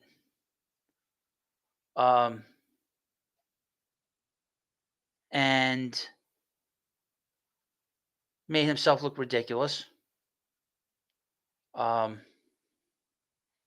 When he got traded to the Padres as Juan Soto, he did not make them better. So I'm sort of up in arms when it comes to Juan Soto being with the Mets. I'm being totally honest with you folks.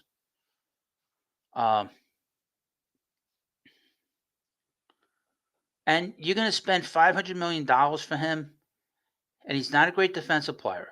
Okay. Where's he going to play at Citi Field? Is he going to play left field? Is he going to play right field?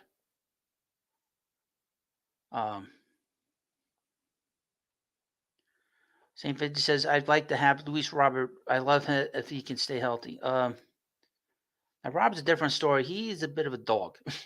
And he can't stay healthy, like you said. I wouldn't touch him. He's from a losing organization right now. I'd stay away from him. And the Mets have so many guys that they need to figure out what they want to do with them in the outfield.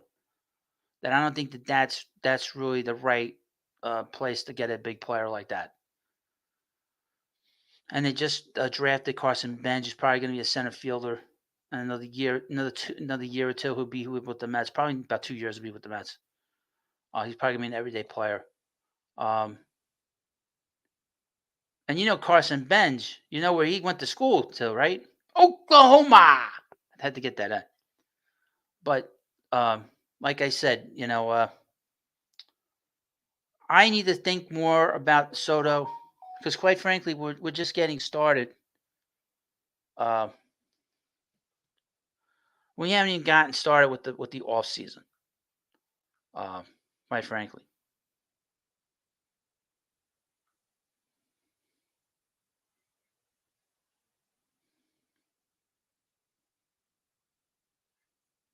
Hmm. Uh, yeah, I mean the Mets have a lot of talent. Have a lot of talent in the middle infield. They have a lot of talent of a lot of guys that are all exactly same vintage. The Mets have players in their minor league system. They all middle infielders that Billy Epler brought in, Jet Williams, Luis Acuna, guys that really aren't shortstops for the future. Mets have a shortstop. No matter what I've complained about with Francisco Lindor, he's not going anywhere, and he's played great. But the Mets have Jet Williams, they have Acuna. These guys, I don't know where Jet Williams' future is. Okay, in terms of on the field. Okay, he's missed the whole season now. Acuna can play second base, shortstop, in the outfield. In terms of that, they say he's pretty good defensively. So to me, that's fine. But the Mets are going to have to figure out who is the best player, particularly with those two players. Who's the best player moving forward? Now, Jet Williams is considered a better hitter and has a little more pop than Acuna does. But Jet Williams didn't play this year. So, the Mets are kind of up in the air with a lot of these prospects because a lot of position prospects got hurt this year. Unlike the pitching, the Mets pitching in the minor leagues, they've all been playing. All these guys have been playing like crazy. They've all been pitching for the most part. But offensively, the position players, the Mets had to make a decision on these guys. Move forward. I'm glad I don't have to make that decision because one of these guys is going to come back to burn the Mets. Tandaka says my uncle was talking crazy today about Soto because he did something dumb. I mean, he's a great hitter. He is one of the best hitters of his generation. He's only 26 years old. But the problem with Soto is he's got Swiss cheese baseball IQ, especially on the bases and as an outfielder. And that's that. Those are things you have to sort of figure out. Well, what are you going to do? How are you going to handle that? Move forward. Well, I'm going to end the live stream right now because it's been 2 hours, and I thank you for coming by. Thank you for the great super chat, Anthony. I appreciate it. And whenever you send me a super chat, you get the bell. And we have good discussions here, I think. Much more livelier than the other channels. I don't care what I say. And I treat you all like men. I don't talk to you like I'm talking down to you. I talk to you like men and like human beings. And I talk to you like you're my friends. So that's how I talk to people here. But this was a great live stream. Again, I'll be back at 9 o'clock tomorrow. Probably on from 9 o'clock to 1:30 till 10:30. And then I'll go and take a long break. You'll have plenty of videos tomorrow. I'm going to do a video in a little bit. I was going to post it tonight, but it'll probably be for the morning, right before we come on, because there's always 3 different audiences for my channel, and that's the basic, the long 10-minute videos and the hour live streams and the shorts. And then, of course, I'll have a live stream starting around 2 o'clock, and we'll go to as long as I can up until the game. Hopefully we'll have some trades. If there's a trade after I sign off, I'll post a video of it as quickly as I can. And again, tomorrow we'll be live outside the baseball hut, in front of the baseball hut. Then we'll be back inside before the game, and then I'll come back on after the game. I'll probably be in the studio in the other room that's not this room. I might do a live stream standing up. We'll see how that goes. Be like a Bulls Cap Sports, Be like Jim Riley standing up. And then again on Tuesday, be back in the morning. I'll be outside again in the morning, start at 9 o'clock till about 11, and then then I'll come back around 2 o'clock, and we'll take the show into the trade deadline on Tuesday up until about 6:30. Hopefully, we'll get some more trades here. The Mets need a lot of help. Hopefully, the price of pitching will come down. I think it will. It always does. And if not, then we'll just have to deal with what we got. But I want to thank you all for coming by. I appreciate the time you watch. Have a good night. and hopefully you stay safe, and I'll see you later.